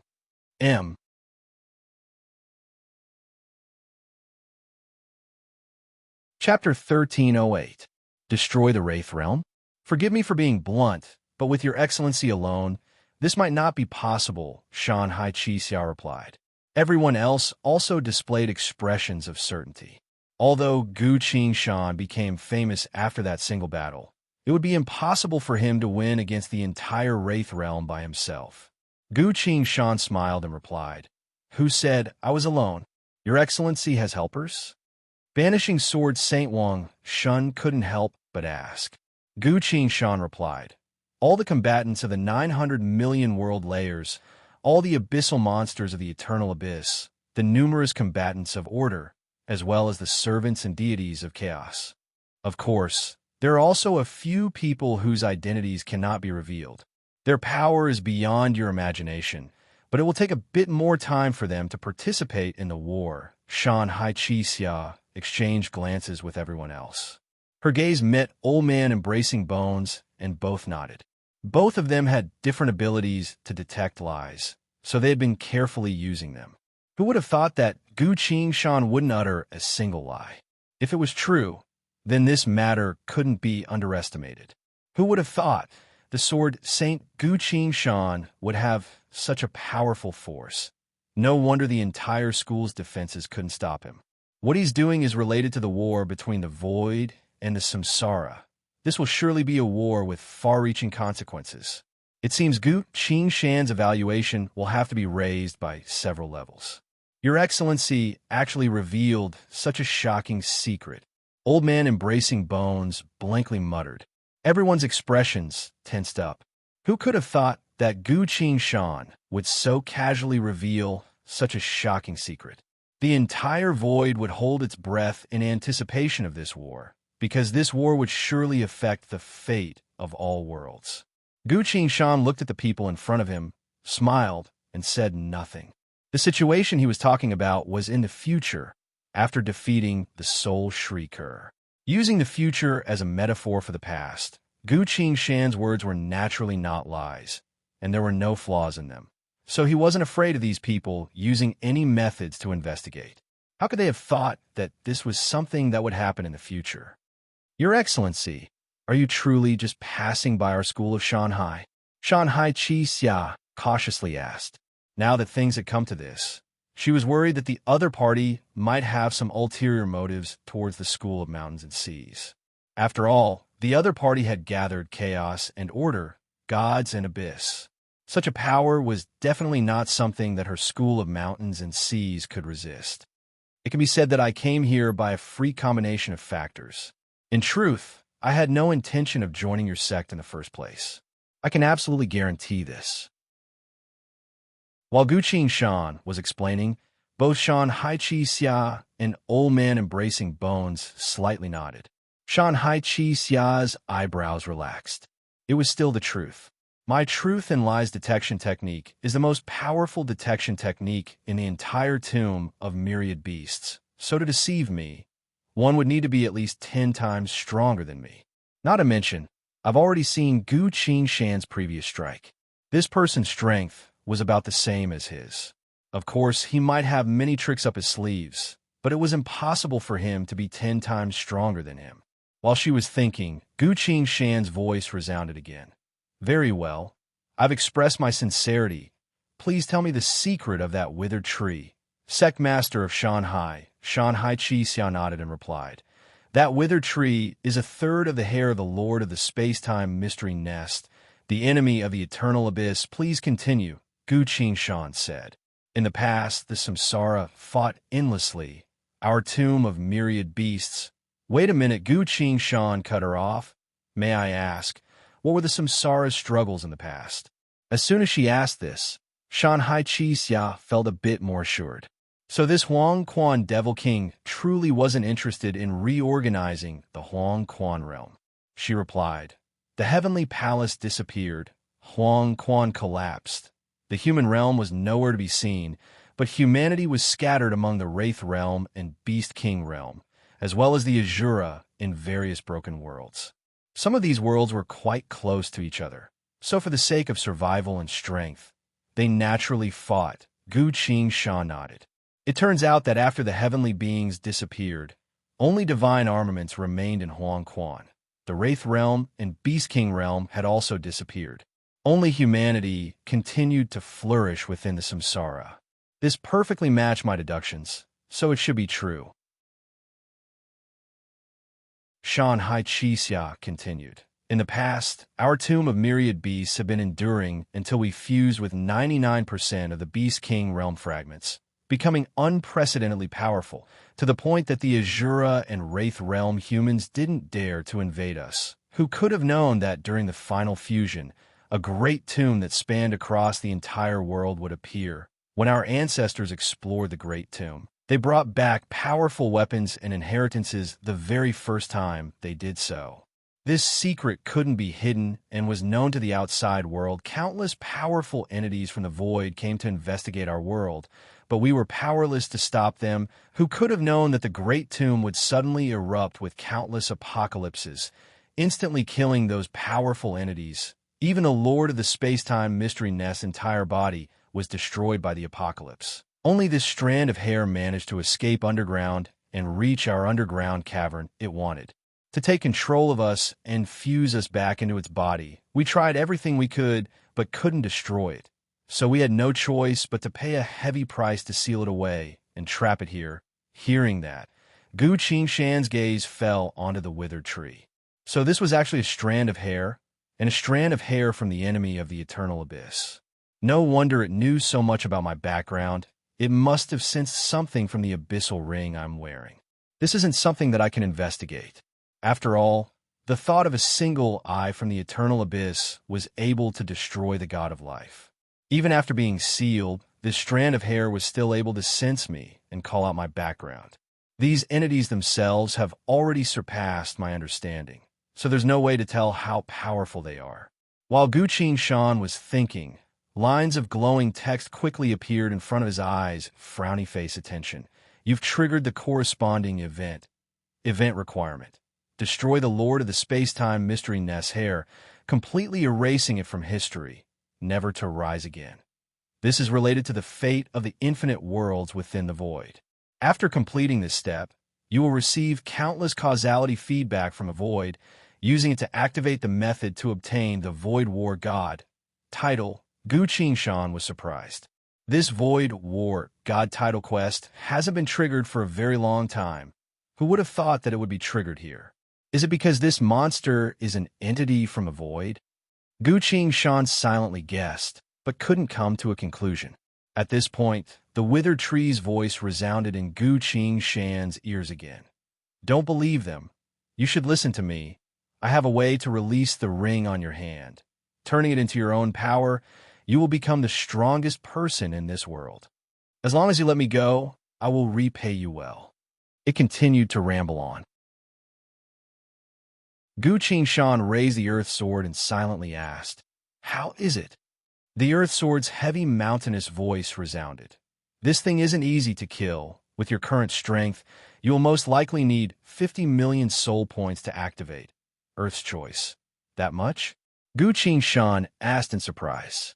"Indeed, it's because I came from the abyss that I have a chance of destroying it. Otherwise, no other weapon would be able to completely destroy it.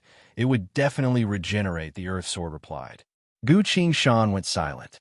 "I've already spent a lot of soul points. If I use another 50 million soul points, I won't even have 100 million soul points left.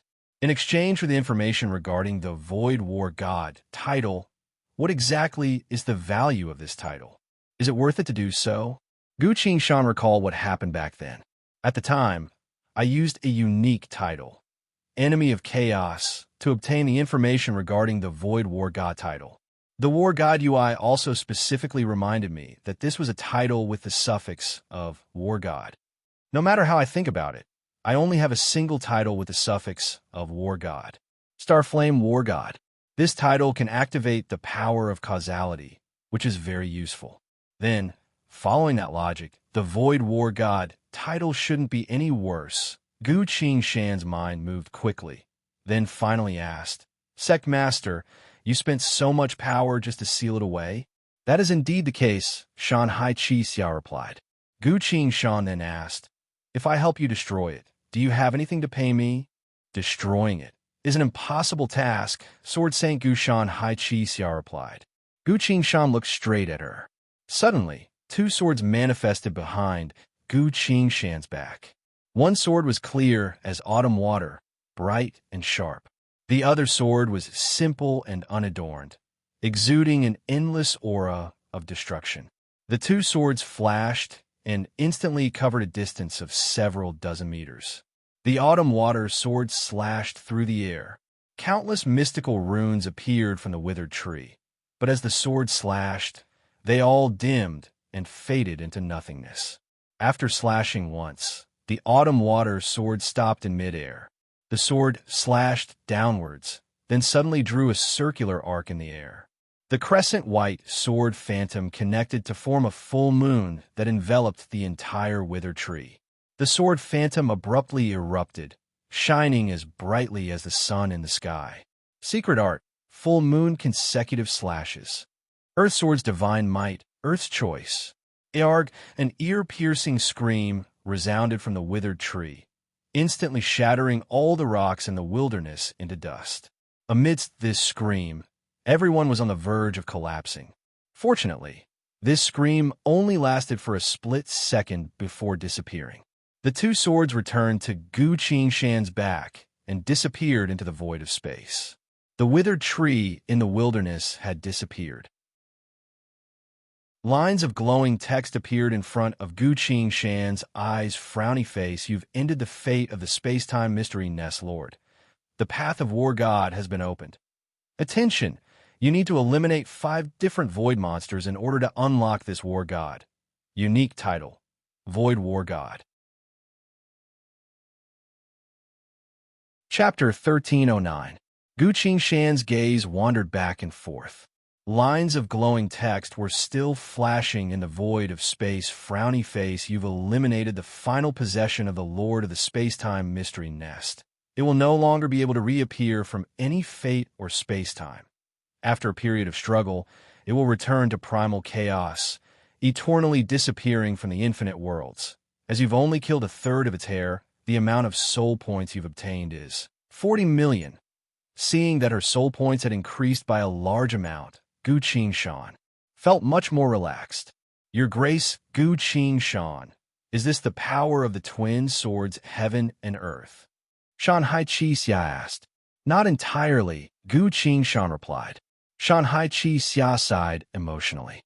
The infinite void, the infinite worlds, and beyond the samsara, there were still countless heroic figures.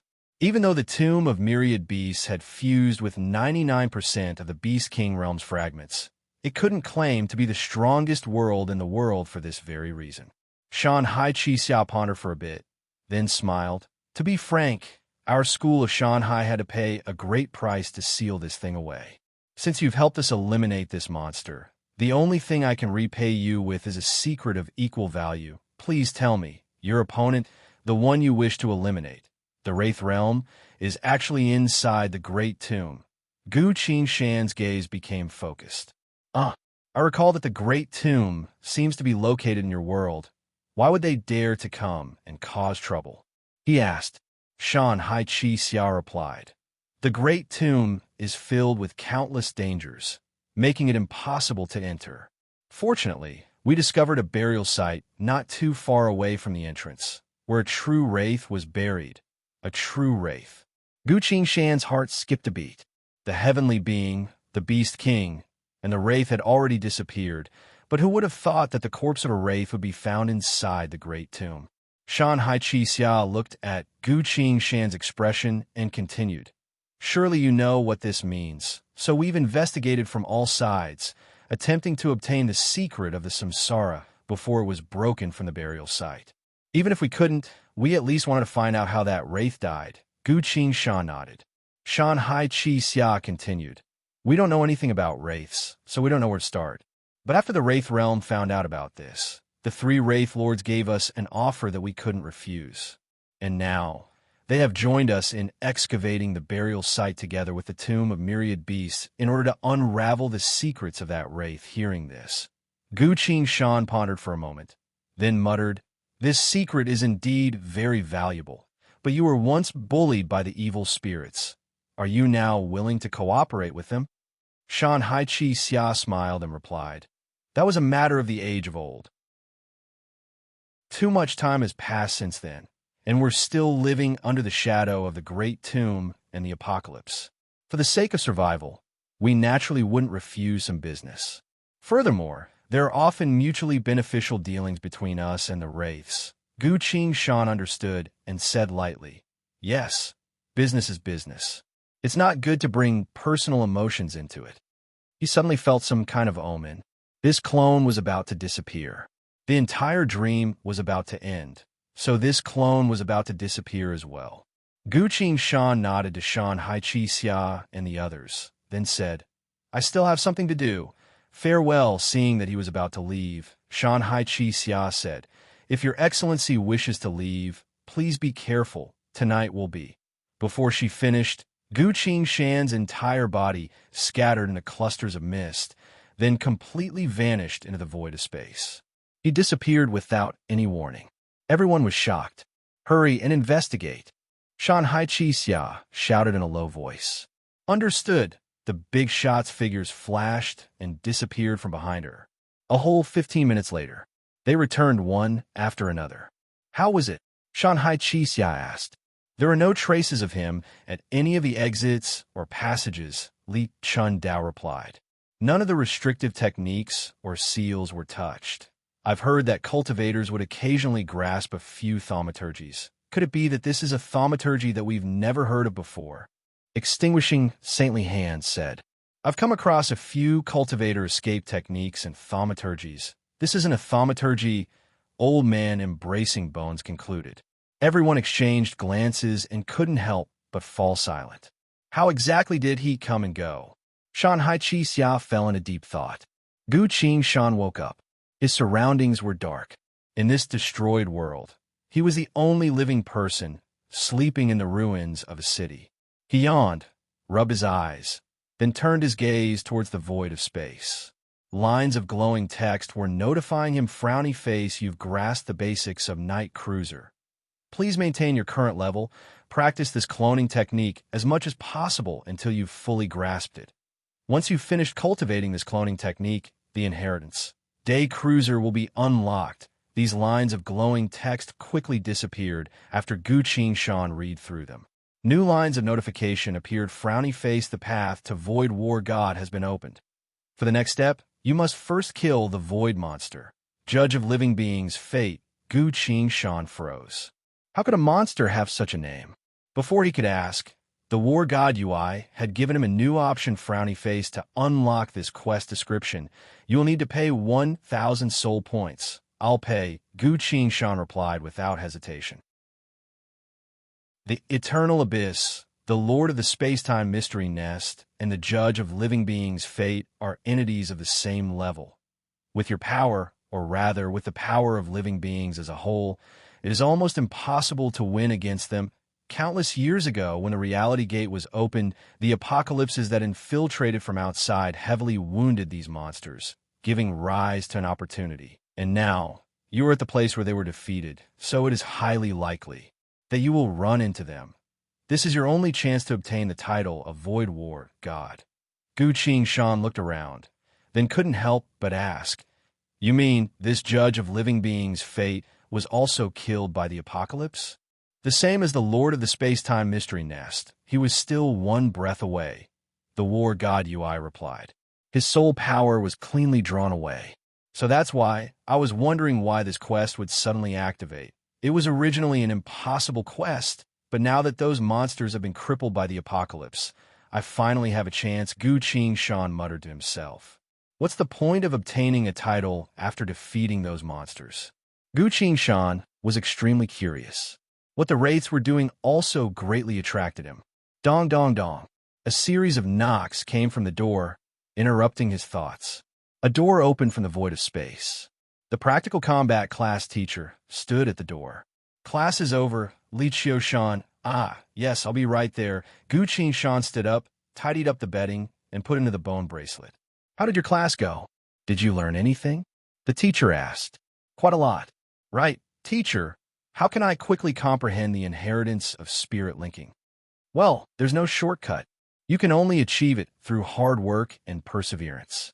Got it. In other words, I need to sleep a lot. Ah, that's true. After school, Gu Qing returned to his room. The room was completely empty. Not a single person was there. Li Qiu had left to carry out her mission. Gu Qing made himself a bowl of noodle soup, slowly ate it, then lay down on his bed. Since night hadn't descended yet, he couldn't perform Night Cruiser, so he could only slowly think about some things. He had obtained too much information today, so he needed some time to think about it. The Wraith Realm and Tomb of Myriad Beasts are business partners, a cooperative relationship. No wonder those Wraith Realm humans ignored the visitors from the Tomb of Myriad Beasts on the battlefield. And then there's that great tomb. If there are wraiths buried inside, would there also be heavenly beings from the heavenly palace who died inside? All of a sudden, a series of hurried knocks on the door. Gu Qing jumped down from his bed and opened the door, only to see Zhao Qiong standing outside. Senior Zhao, come in quickly, Gu Qing said. Zhao Qiong entered the room, stroked his head, and said, Li Sam Lang, Senior Li Qiu isn't here. I'm here to protect you. Protect me? Gu Qing doubtfully asked. Zhao Qiong replied, Yes, a unique apocalypse will appear tonight. It's very dangerous. Chapter 13:10. The sky slowly darkened.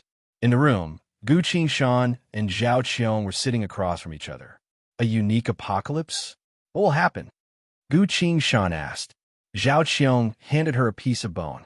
This is called the immovable armor. Take it.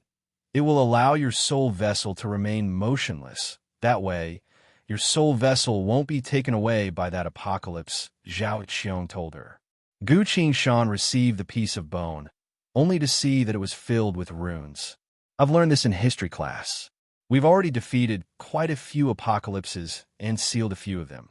So why would an apocalypse still appear within school? Gu Shan asked. Zhao Qiong replied, because this apocalypse can't be sealed, and it just so happened to land within our western sea grotto. Fortunately, it isn't too powerful, so we can only close one eye and wait for it to descend every once in a while, she began to seriously explain. Half an hour later, the grudgeful spirit apocalypse will appear. This apocalypse will pick out your enemies from among the living beings who have already died, allowing them to appear in front of you again. All of your enemies will come to attack you together. For powerful people, this apocalypse is extremely dangerous, but you're only a child, so you should be fine. With my piece of bone protecting you, there shouldn't be any issues. Gu Shan paused briefly, then smiled. Senior Zhao, have you eaten yet? Zhao Qiong was surprised. We're clearly talking about the apocalypse. Why did it suddenly jump to eating? I haven't eaten yet, because your cooking is quite good. I decided to come here to freeload, she casually replied. Gu Shan said, there's not much salt and vinegar left at home. Since there's still half an hour left, can you go to the end of the street and buy some for me? I'll use them for cooking. Zhao Qiong immediately stood up and said, all right, just stay at home and don't run around. I'll be back after I buy them. She quickly went out to buy some spices and returned to the room, only to see Li Sanlang sitting there blankly with the piece of bone in his hand. Ah, here's the salt and vinegar you wanted, Zhao Qiong said. Li Sanlang regained his senses and smiled. All right, what would you like to eat tonight, Senior Zhao? Anything. Right, the noodles you made last time weren't bad. All right, let's eat noodles then. As they chatted, they began to busy themselves in the kitchen. A cat squatted in the corner, quietly watching this scene. After a while, when it was sure that everything was all right, it jumped out of the window.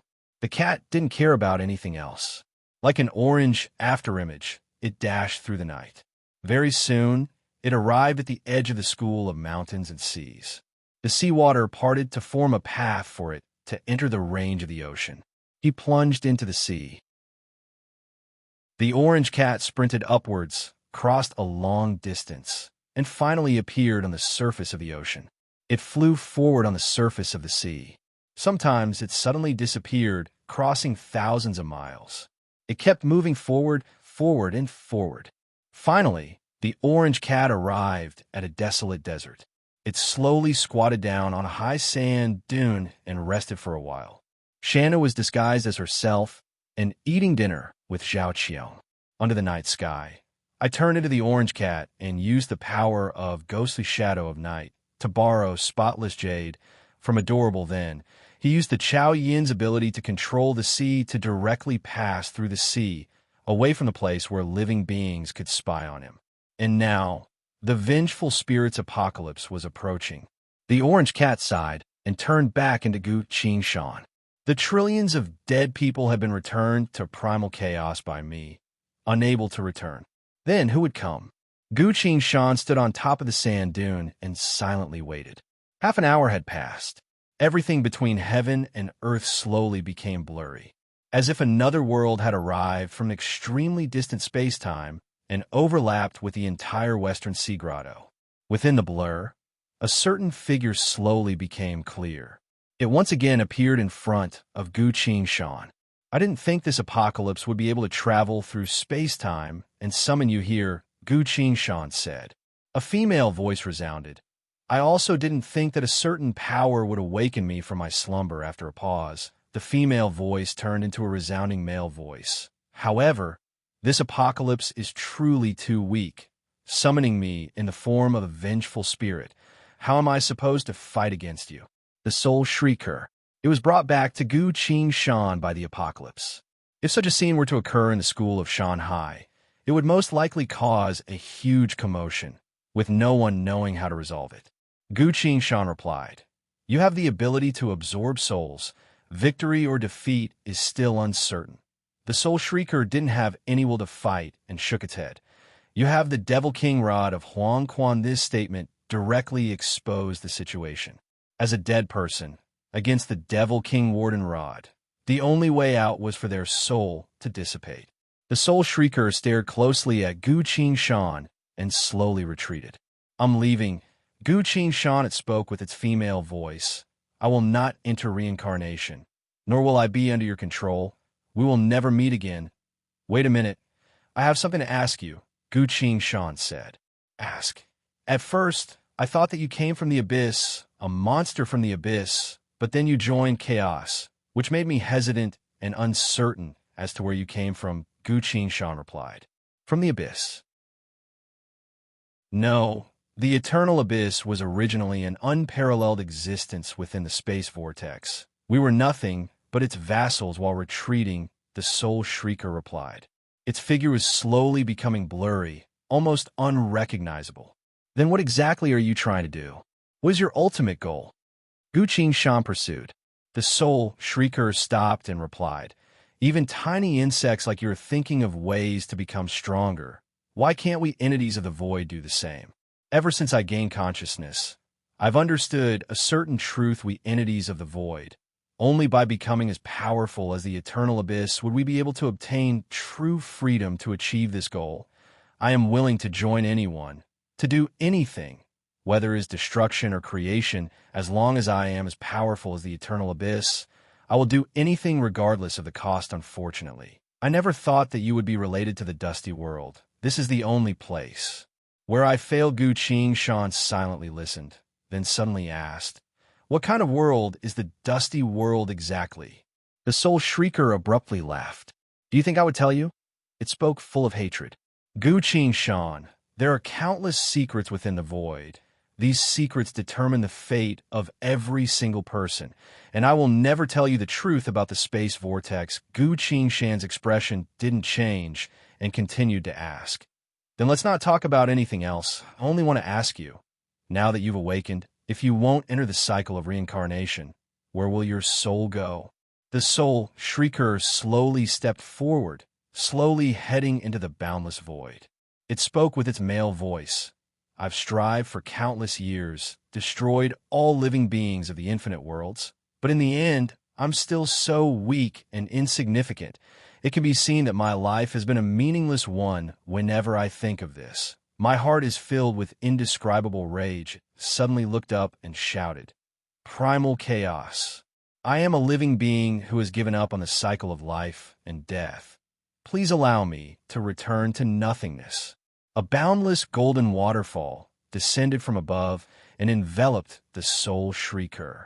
Its body slowly faded away within this waterfall manifested by primal chaos. Primal chaos was the origin of everything. Compared to all things, living beings and worlds, it was the deepest mystery of the laws, the manifestation of everything. It wasn't in the realm of life, nor was it the realm of death, nor was it nothingness. It was the origin of everything, the most primal state of everything. If the Soul Shrieker entered primal chaos, its soul would no longer exist. Everything it was would be assimilated with primal chaos. The previous lore of the space-time mystery nest was the same. Even if it had thousands of preparations and tricks up its sleeves, it would still be destroyed by a single strike from Gu Qingshan, returning to primal chaos, unable to return to any space-time. A female voice resounded. Goodbye, Gu Qingshan. I never want to see your face that was constantly struggling to survive again. The female voice turned into a male voice. Remember, I didn't lose to you, I lost to fate. The waterfall rose all the way to the sky, then disappeared without a trace. Everything disappeared, leaving only Gu Qingshan standing on top of the sand dune. He stood there for a long time. It wasn't until this apocalypse slowly faded away that he slowly spoke. In truth, besides success and failure, there are many interesting and meaningful things in life. To protect these things, living beings will do things that you would never imagine. If you don't understand this, then you don't understand living beings. When the knell rings, it doesn't only ring for living beings, because all things have a beginning and an end. It also rings for you. But you don't even understand living beings, nor do you understand the connection between cause and effect, so you cannot win against fate. This is the true reason for your defeat. Chapter 13:11. It was late at night. Inside the room, Zhao Qiong was silently reading a scripture in her hand. In front of her, Li Sanlang was studying the fist technique engraved on the bone piece. Suddenly, Li Sanlang put down the bone piece and stood up. "What is it?" Zhao Qiong asked. "To the toilet," Li Sanlang replied. "Oh." Zhao Qiong lowered her head again and continued reading the thick tome in her hand. Sure enough, Li Sanlang didn't cause any enmity. During the entire duration of the apocalypse, no vengeful spirits appeared to take his life. Now that the apocalypse was over, there was no more danger. Bang! The door to the bathroom closed, and then there was the sound of flushing and a window opening. An orange cat appeared in the night and landed silently on the windowsill. Li Sanlang disappeared, turning back into a sword and hiding behind the orange cat's back. Meanwhile, the orange cat entered the bathroom and turned back into Li Sanlang. After a while, Li Sanlang walked out. "Sister Zhao, if you're sleepy, go and rest. Everything is fine today," he said. Zhao Qiong smiled. "No, since I'm here, I have to ensure your safety for the entire night. I'll sleep on the sofa tonight." Gu Qingshan tried to persuade her a few more times, but who would have thought that Zhao Qiong, who appeared to be gentle on the outside, would be so stubborn in this matter that she insisted on protecting Gu Qingshan. Gu Qingshan could only let her be. He returned to his bedroom, lay down on the bed, and soon fell asleep. Night Patrol God was activated again. This time, Gu Qingshan did not have any special purpose. It was purely to train her ability. It was a silent night. At dawn, Li Qiuyu returned. Was he obedient last night? Li Qiuyu directly asked Zhao Qiong. Very obedient. He sat for a bit after eating, then went to sleep after the apocalypse was over, Zhao Qiong replied. Were there any vengeful spirits that came to bother him? Li Qiuyu continued to ask. A few chickens, ducks, goats, and fish, Zhao Qiong replied. Pfft. Li Qiuyu couldn't help but chuckle. Zhao Qiong also chuckled.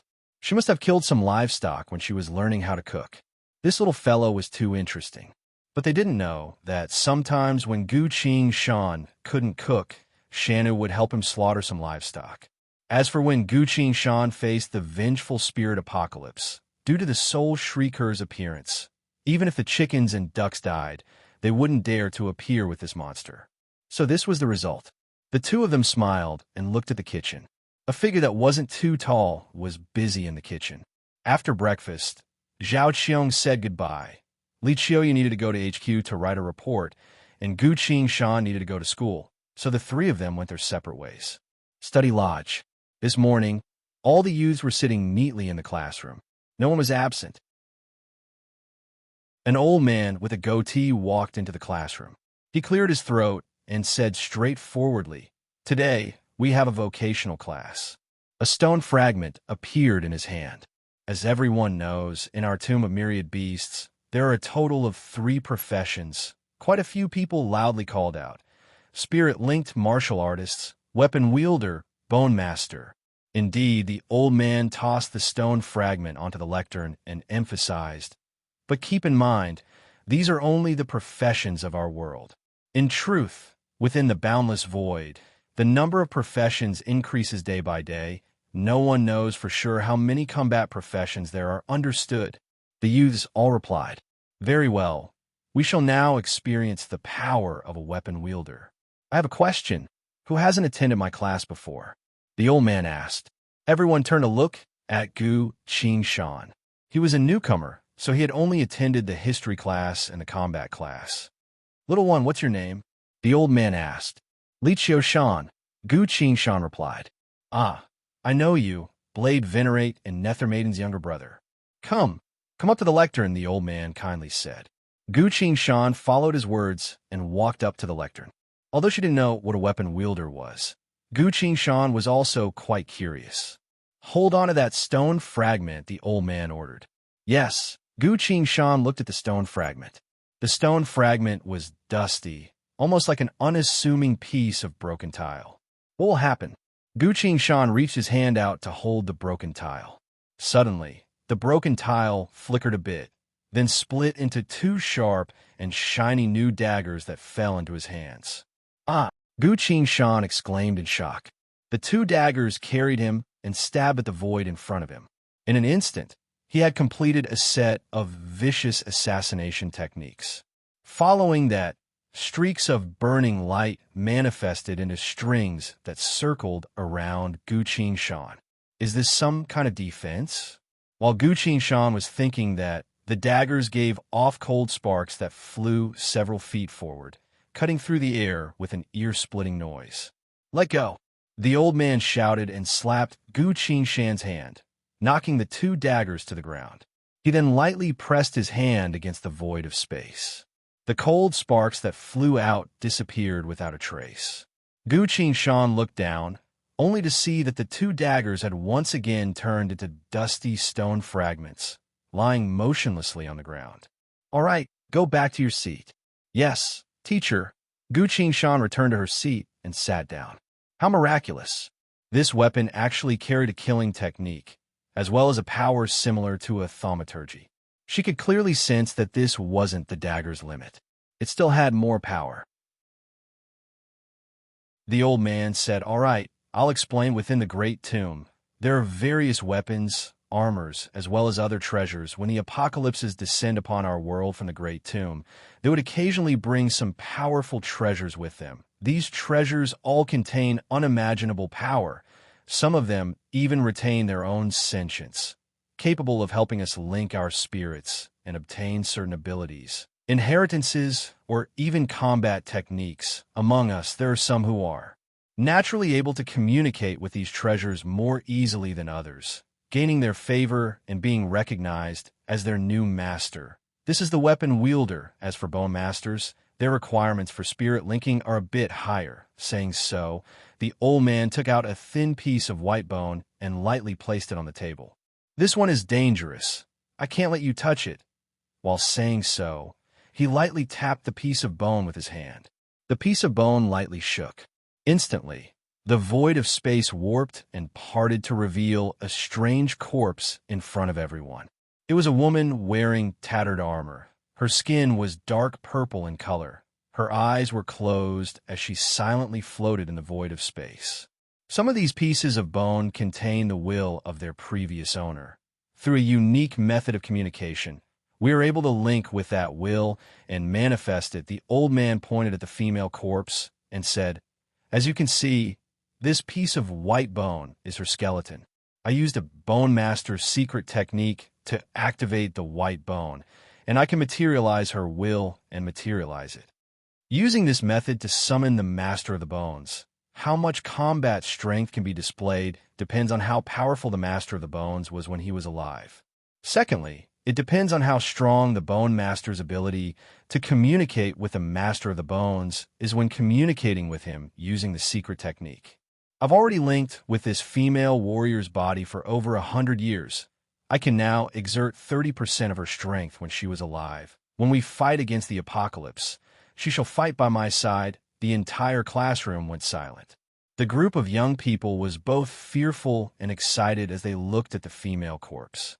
Do you still remember what I said? This is a relatively advanced spirit linking. It requires a lot of knowledge and secret arts. Of course, it also requires talent. The old man raised his voice. He pointed at the bone from afar. The female corpse instantly disappeared. The old man rolled up his sleeves and continued. All right, let's talk about spirit-linked martial artists. This is interesting. The martial artist inheritances obtained through spirit linking all come from the depths of the Great Tomb, a place that we still can't reach. To become a spirit-linked martial artist, most of them would obtain unparalleled martial arts secret arts. All in all, these three professions of our tomb of myriad beasts, even within the infinite worlds of the void, are all renowned existences. Because we have such a tomb, it contains countless apocalypses as well as countless treasures. It is a secret of the samsara, waiting for us to discover.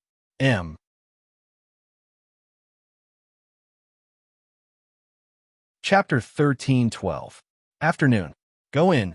I'll open the door for you after class. Yes, thank you, teacher. Gu Qingshan turned around and greeted the practical class teacher. The practical class teacher closed the door. The door disappeared. The only person left in this extinct world of darkness was Gu Qingshan. Gu Qingshan still took out a blanket, spread it out on the collapsed metal wall, then crawled under it to prepare for this journey. Night Cruiser can pass through all obstacles and directly arrive at a certain location. If that's the case, why don't I take a look inside the Great Tomb? As soon as this thought appeared, Gu Qingshan immediately confirmed it as something that he must do. The Wraith Realm's humans had already entered the Great Tomb above ground. Although there were also a few wraiths that could take human form in the Wraith Realm, they weren't truly powerful, primitive wraiths. If they managed to research something from that wraith's corpse, wouldn't they become even more powerful? Since he had received the information, Gu Qingshan decided to stop this. He closed his eyes and slowly calmed his breathing. A few moments later, he fell asleep. 5 minutes, 10 minutes, 15 minutes. Suddenly, Gu Qingshan felt himself waking up. He controlled his consciousness to no longer fall back to the ground. Instead, he took to the air and flew deeper into the sky. Through the darkness of the night sky, he continued upwards and upwards. All of a sudden, all the darkness faded away. The sky became clear blue. He had finally broken through this world and reached the ocean above the school of Shanghai. Gu Qingshan didn't stop. He flew across the ocean, up into the clouds, and reached the inverted mountain peaks in the sky. As he got closer, he noticed that these peaks were filled with lush greenery, and numerous powerful professionists were closely guarding this place, not allowing even a bird to land on these peaks. According to the war god UI's description, Night Cruiser wouldn't be noticed when activated, so Gu Qingshan decided not to manifest any clones and continued to fly towards the peaks with his consciousness. Finally, he saw a large hole at the bottom of the mountain. There were a total of 5 rows of professionists guarding this place. Where exactly does this hole lead to? Was he heading to the Great Necropolis? While Gu Qingshan was hesitating, she noticed Thousand Saints' blade, Venerable Li Chundao. This big shot of the school of Shanghai was personally guarding this place. Gu Qingshan no longer hesitated and rushed into the huge hole. He felt dizzy. All around, nothing could be seen. There was nothing. Gu Qingshan found himself standing in the void of space. No matter how much energy he expended, no matter which direction he flew in, he could not leave this void. Gu Qingshan pondered for a moment, then began to condense her body.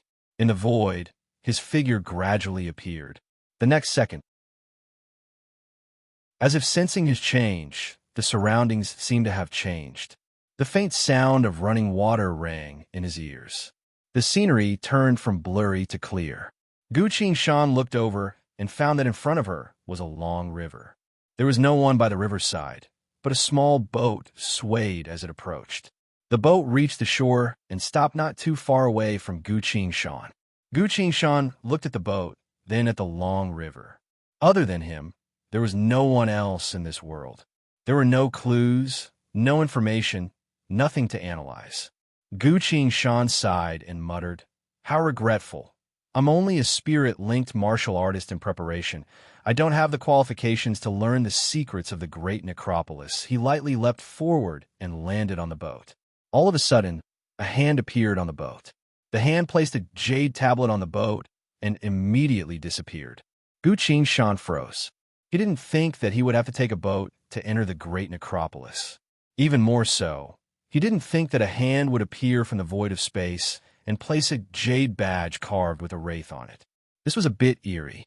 Gu Qingshan pondered, then waved his hand to take the wraith jade badge and played with it. Lines of glowing text quickly appeared on the war god UI, frowny face 9 serenity, in incantation jade badge, able to break through all space-time, specialized in protecting and revealing secrets. Owner, Gu Qingshan. Gu Qingshan focused his mind and released his spirit energy to activate the jade badge. A familiar voice resounded, frowny face, no need to be surprised. As soon as this jade badge became agitated, I immediately knew that another me had entered this tomb. Among all the parallel worlds, Toomey had already entered this great tomb. You are the third. Do you think that there are too few of us? It can't be helped. Each me wanted to go to the Wraith realm to understand the Wraiths, study them, and defeat them. It was truly a coincidence that I came to the tomb of myriad beasts. Thanks to the first me who came here, he once discovered this 9 serenity incantation J badge here, which was able to transmit some short information to himself through space-time. I will now relay the information he left behind. If you carry an order, like me, you must do your best to avoid the corpses of void monsters and awaitings. Otherwise, you will definitely fall into desperate straits and suffer greatly. The secret of this tomb is too deep. I suspect that it is related to the collapse of the samsara. Regretfully, I do not have the identity of samsara. If you do, please give it a try. The voice changed direction and continued frowny face very well. Aside for the first as the second me, I will now tell you what I discovered. Listen carefully. We entered this place at different times, but after entering, we were once again in a state where we could communicate. Which is why I want to say, the space-time of the Great Tomb is chaotic. Do not use common sense to infer what you see. If you are, like me, and have the identity of a samsara, Azura's son-in-law, then use it. At the very least, this ship will take you to the Azura tribe's tomb. I have only just begun to explore the Azura's tomb. If you find any information, you can tell me and the other me also. After you have finished reading the contents of this jade badge, you only need to expend a bit of soul points to have it record something else. You only need to put it back into the void, and it will return to the first. Finally, I discovered that the people of the Tomb of Myriad Beasts had only managed to travel as far as the outer islands of the Great Tomb through this river. They had no idea how to go deeper into the tomb. The voice disappeared.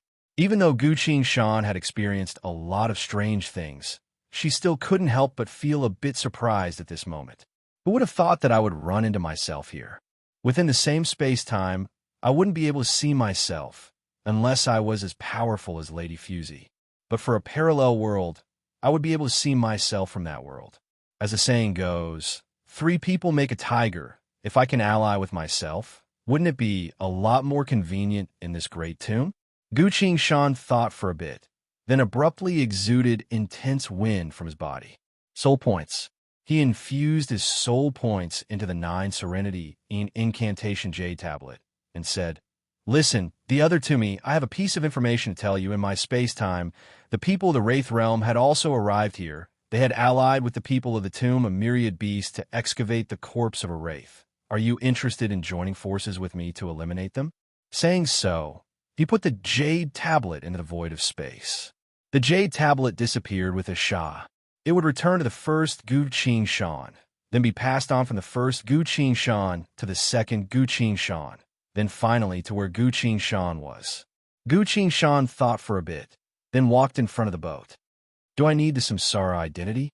He boarded the boat, casually took out the Devil King Warden rod, and stabbed it into the boat. The boat abruptly moved. It returned to the river, chose a new direction, and drifted along the vast river. Chapter 13:13. Standing on the boat, Guqing Shan's gaze fell onto the turbulent water. The color of the water became deeper and deeper. Forgetting river? Guqing Shan carefully thought about it. No, this feeling isn't forgetting river. Forgetting river gives off the feeling of being reborn in the midst of death, forgetting everything and starting over again.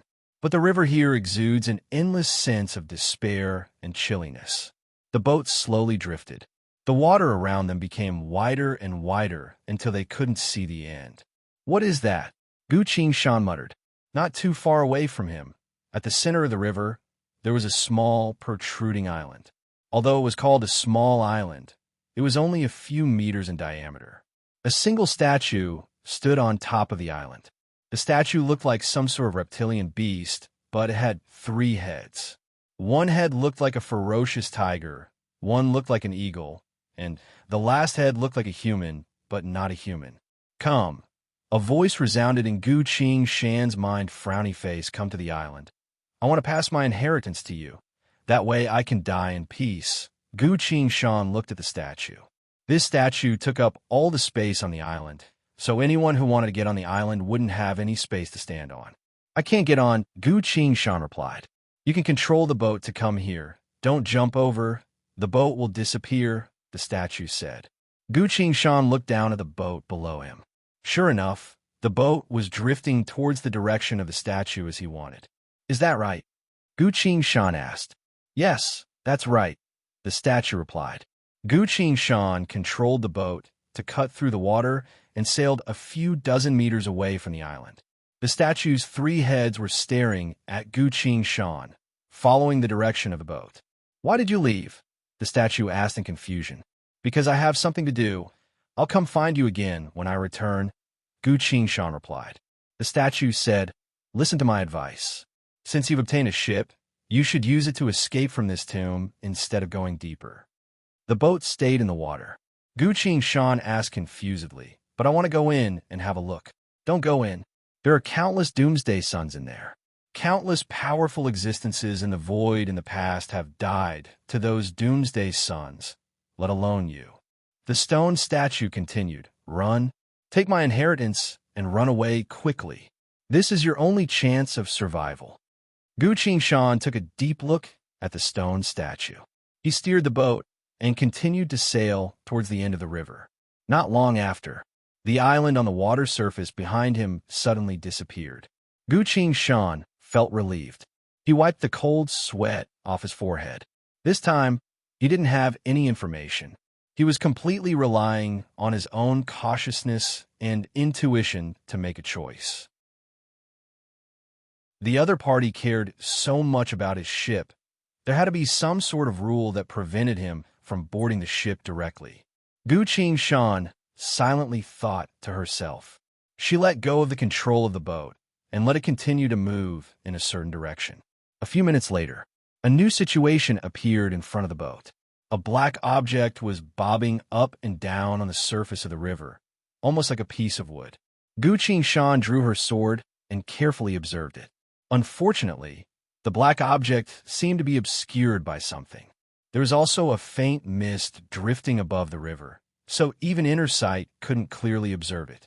When the boat got closer, Gu Qingshan could finally see what it was. It was a black finger that was several dozen meters long. The fingers seemed to have sensed the boat and started to struggle in the water. A gentle female voice resounded in Gu Qingshan's mind. The glory and honor of the past have already faded.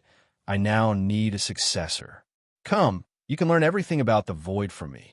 Brave human, come and be my successor. Gu Qingshan looked at the black finger and asked, Who are you? Why are you here in the form of a finger? The female voice gently replied, I couldn't stop the destruction of the deep apocalypse. Only this finger remained, drifting here for countless years. But now, I can't hold on much longer. I need you to accept all of my knowledge and continue the flame of my lineage. Gu Qingshan went silent and said nothing. In his mind, the boundless coldness and danger caused his heart to beat faster and faster. The feeling of dread surged like a tidal wave. This feeling, something's not right. This wasn't instinct, but rather a vague impression obtained through their conversation and perception of their surroundings. Gu Qingshan instinctively wanted to use his world technique. Once the parallel dream technique was activated, he would be able to observe what the black finger would do if he made a certain reaction. At this point, Gu Qingshan suddenly recalled that his world technique had already disappeared. Indeed, when he completed the final strike of the offering to the infinite worlds, the origin of the worlds of the past that had fused into one had entered his eye, causing the 2 world techniques to disappear. The new world technique was still in the process of evolving and hadn't manifested yet. Gu Qingshan sighed, helplessly, and temporarily gave up on doing anything. In this dangerous environment, the small boat was already very deep in the water while carrying him, so it couldn't carry such a heavy finger anymore. He no longer paid attention to the black finger. Without a sound, the small boat slowly drifted away from the other side of the black finger. The female voice became hurried. Wait a minute. As long as you save me, I will tell you a secret. This secret is related to your survival. Gu Qingshan shook his head. My life is more important than the secret. farewell, the female voice abruptly became high-pitched and sharp, using a sharp voice to exude the deepest malice. Entity on the boat, you don't know who you've angered. I am the ruler of all gloom within the void. The shadows of all things are under my control, yet an ant like you dares to reject me? I curse you in the name of the gloom. Regardless of which graveyard you choose, you will die within the deep apocalypse. Aha! The voice laughed hysterically. Following this laughter, the black finger had also sunk into the river, no longer visible. Gu Qingshan felt a bone-piercing chill. He felt as if he had fallen into an ice cave. This sensation came and went very quickly, disappearing in the blink of an eye, making it seem like everything that happened just now was just an illusion. But Gu Qingshan knew that this was a real sensation. Lines of glowing text also appeared on the war god UI, frowny face, you've been afflicted with the wicked curse of the void monster. Gloom void matriarch. When you step into a certain graveyard, you will surely die there. Description: fortunately, you came here as night cruiser, so as soon as your night cruiser dies, this curse will disappear. Gu Qingshan lightly sighed in relief.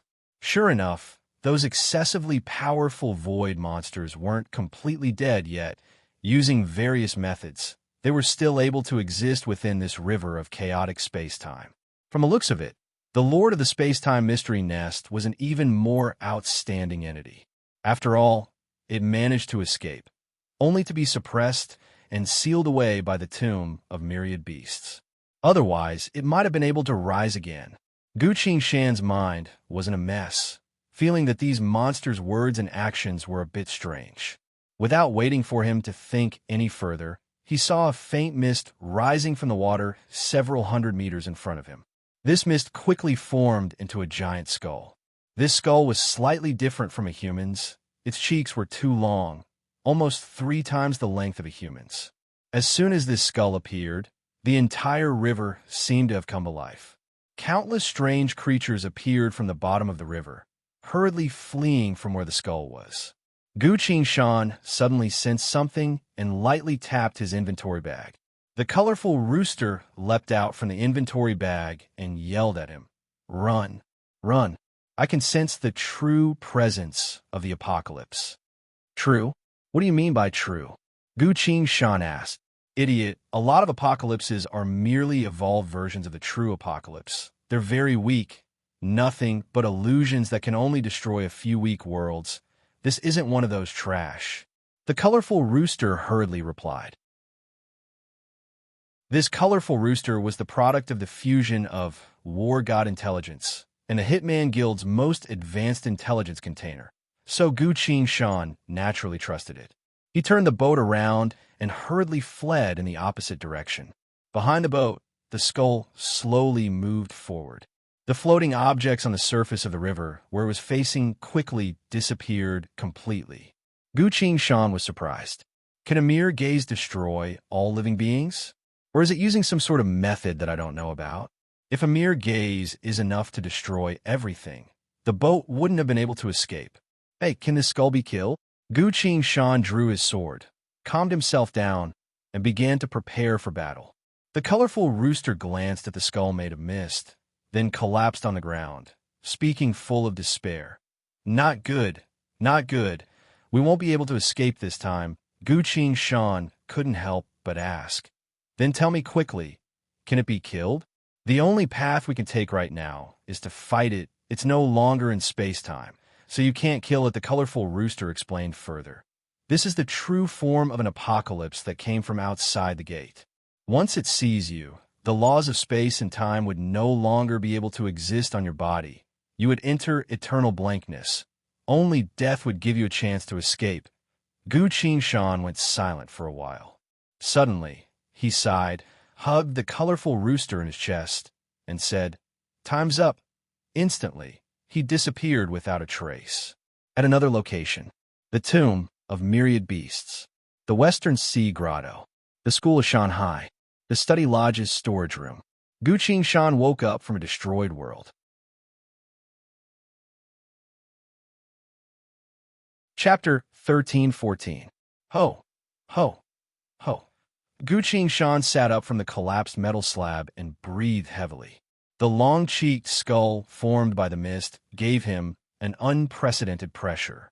If he was glanced at by that skull, death would be his only fate. No living being could resist such an apocalypse. I don't know. How many more such apocalypses are there? Is there an apocalypse more terrifying than this one in the Great Tomb? Even the Lord of the Space-Time Mystery Nest only had a strand of hair left before he managed to escape. The Dark Void Matriarch only had a single finger left, still floating in the river without a chance to come out. But after the Dark Void Matriarch met Gu Shan, she was able to curse Gu Shan to death with a single finger. Even the existence that had passed the inheritance to him had become so powerful that it was almost unimaginable. Even it was trapped in the tomb. Gu Shan sighed, feeling that despite how vast the infinite worlds were, there wasn't a single ray of light that could pierce through the apocalypse. In the darkness, he sat there, recalling everything that he had seen so far. He slowly fell into thought. Lines of glowing text quickly appeared in front of him, frowny face. Through constant practice, you've adeptly grasped the cloning technique. Night Cruiser. You may now begin to practice the new cloning technique. Day Cruiser, Day Cruiser. Using the Night Cruiser cloning technique as the foundation, you will be able to perform this cloning technique even during the day, reading these lines of glowing text. Gu Shan fell into thought for a long while. War God UI, I have a question, Gu Shan asked. The current situation is not within the system's control, so the system will always be in a state of high vigilance. If you take the time to answer a question, 1,000 soul points will be deducted. Please ask your question seriously. The War God UI replied. Gu Shan didn't care about the soul points and simply asked, Listen, when I manifested Night Cruiser, all of my belongings followed me to the location of my clone. I want to know, did you also follow my clone to another location? Correct. The War God UI replied. 1,000 soul points were deducted. In other words, you don't know what state my main body is in. Gu Shan asked again. Yes, the War God UI replied. Are you sure? Please ensure the accuracy of your answers. I don't want a wrong judgment to affect my final judgment. Gu Shan asked without any regard for her soul power. The War God UI replied. I can confirm it with absolute certainty. When your soul vessel left your main body and had yet to manifest your true body, your main body was still in a state of deep slumber at the very last moment of my observation. Gu Shan nodded. This doppelganger technique was too amazing. Just as he was thinking, there was a knock on the door. A door opened in the void, and the combat class teacher stood at the door, sizing him up. Li San Lang, class is over. Oh, all right. Thank you, teacher. Gu Shan got up, put the bedding into the bone bracelet, and walked out of the door. How was your practice today? The combat teacher asked as he walked. Not bad. It's progressing very quickly. But when I sleep, I feel like I'm entering the dreamland too slowly, Gu Shan complained. The combat class teacher thought for a bit, then said, I don't know what kind of inheritance you're trying to form spirit linking with, but I have my own thoughts on dreaming. Gu Shan's eyes lit up, then hurriedly asked, Teacher, please tell me, the combat class teacher replied. People often say, what you think in the day, you dream at night. I think you should give yourself a hint before you go to sleep, telling yourself what kind of state you want to dream about. That makes sense. I'll have to think about it a bit more, Gu Shan praised, then looked at the combat class teacher with a bit of respect. The combat class teacher patted his shoulder and smiled. Do your best. You're the younger brother of those two. You'll definitely become this year's strongest disciple. Thank you for your encouragement. Teacher, Gu Shan thanked him. All right, I'll talk to you later. You should go back and cook at the fork in the road. The combat class teacher nodded to Gu Shan and walked down the other path.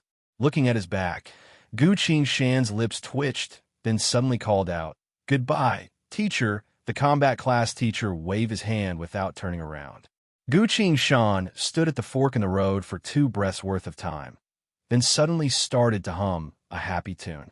Sukamithis was a song from the study lodge. Every young man here knew how to sing it. With a relaxed expression on his face, Gu Shan slowly walked home while humming a tune. With a relaxed expression on his face, Gu Shan followed the road home, humming a tune as he slowly walked. Shanu, Earth Sword, Chao In Sword, don't show yourselves, listen to me, Shanu, Earth Sword, Chao In Sword, don't show yourselves and listen to me, Shanu, Earth Sword, Chao In Sword, don't show yourselves, listen to me, what is it? The Earth Sword asked. The Chao In Sword replied. At this point, Gu Shan ran into a fellow student and waved his hand to greet him. While talking to that young man, he continued to send his voice in his mind. Heaven's Sword, Luo Bingley is currently sleeping, so I only have the three of you left. From now on, all of you need to be as focused as possible without losing focus for even a second. Why? Does Gongzi feel like you're in danger? Shanu hurriedly asked. The Earth Sword also replied, but we've always been by your side. Even when you turned into the night cruiser, we've still been by your side to protect you. As long as you don't go to that great tomb for now, there shouldn't be any major danger, the Chao In Sword doubtfully replied. Gu Shan ran into another fellow student and smiled as he greeted him. School had just ended, so everyone had just left the study lodge and was about to return home, so it was natural that they ran into each other. As Gu Shan walked with the other students, he sent his voice in his mind. A lot of things haven't been confirmed yet, so I can only tell you one thing. Please go ahead, Gongzi, Shanu replied. What kind of person do you think the Soul Shrieker is? Gu Shan asked. Shanu hesitated a bit, then answered, insane and scrupulous, disregarding the lives of others, cold and merciless, the Earth Sword replied. Sly, cruel, vengeful, never giving up until it achieves its goal, Gu Shan replied. Indeed, in order to forge the twin swords heaven and earth, it used all sorts of schemes to set up a trap in the age of old heaven. After that, in the fallen zones, in order to cause chaos to descend, it fought against the corpses summoned by the Demon King order for a long period of time, finally causing the era of chaos to descend. It isn't an enemy that gives up easily, Gongzi, but it has already fused with primal chaos and completely disappeared. We've all seen this with our own eyes. Why are you still doubting it? Shanu asked. The Earth Sword also replied. Gu Shan, relax a bit. I think you're just being too cautious. You should know that a dead person wouldn't lie to you.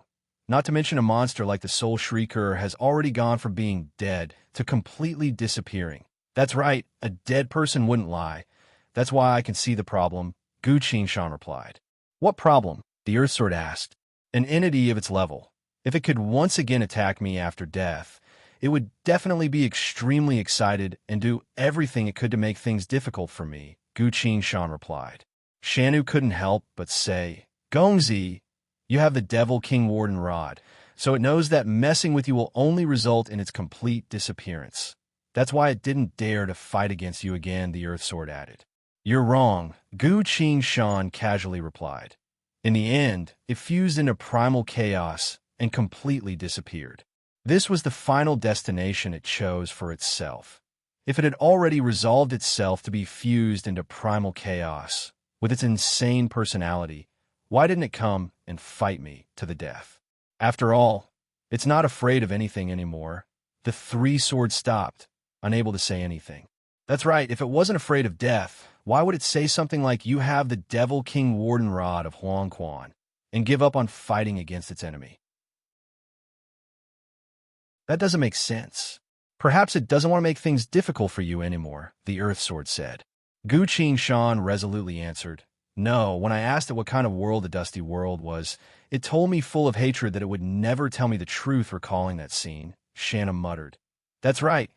That means it still cares a lot about Gongzi. The Earth Sword was a bit confused and asked, if it still hates you and isn't afraid of its soul disappearing, why didn't it try to fight against you? That's right, it's already dead.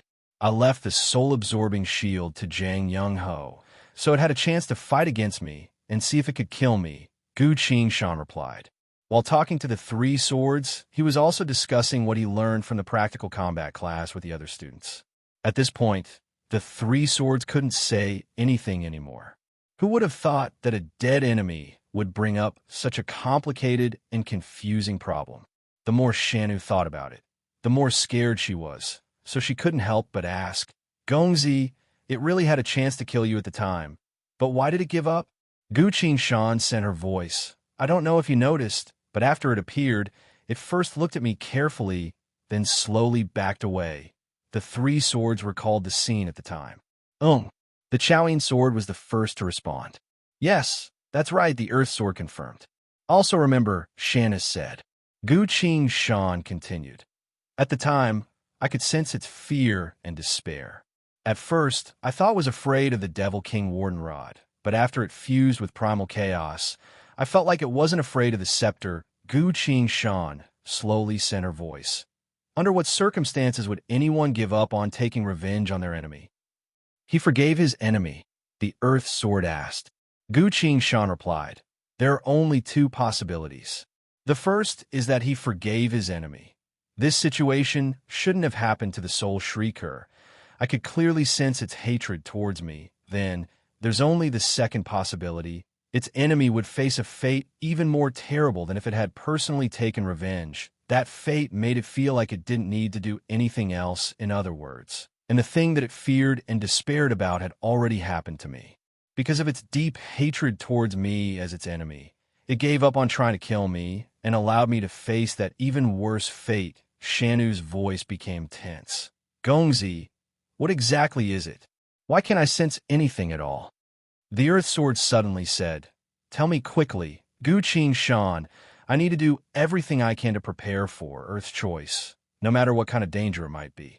There's no need to be too anxious. I'm simply planning ahead and telling you to be on guard. Gu Qing Shan cut the Earth Sword off and calmly said, the dead truly don't lie.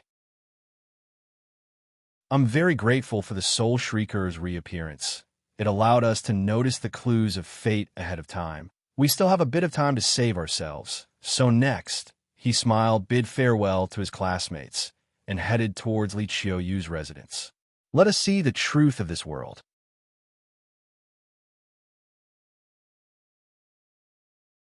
Chapter 13:15. Open the door. I'm back, Gu Qing Shan said. You're back?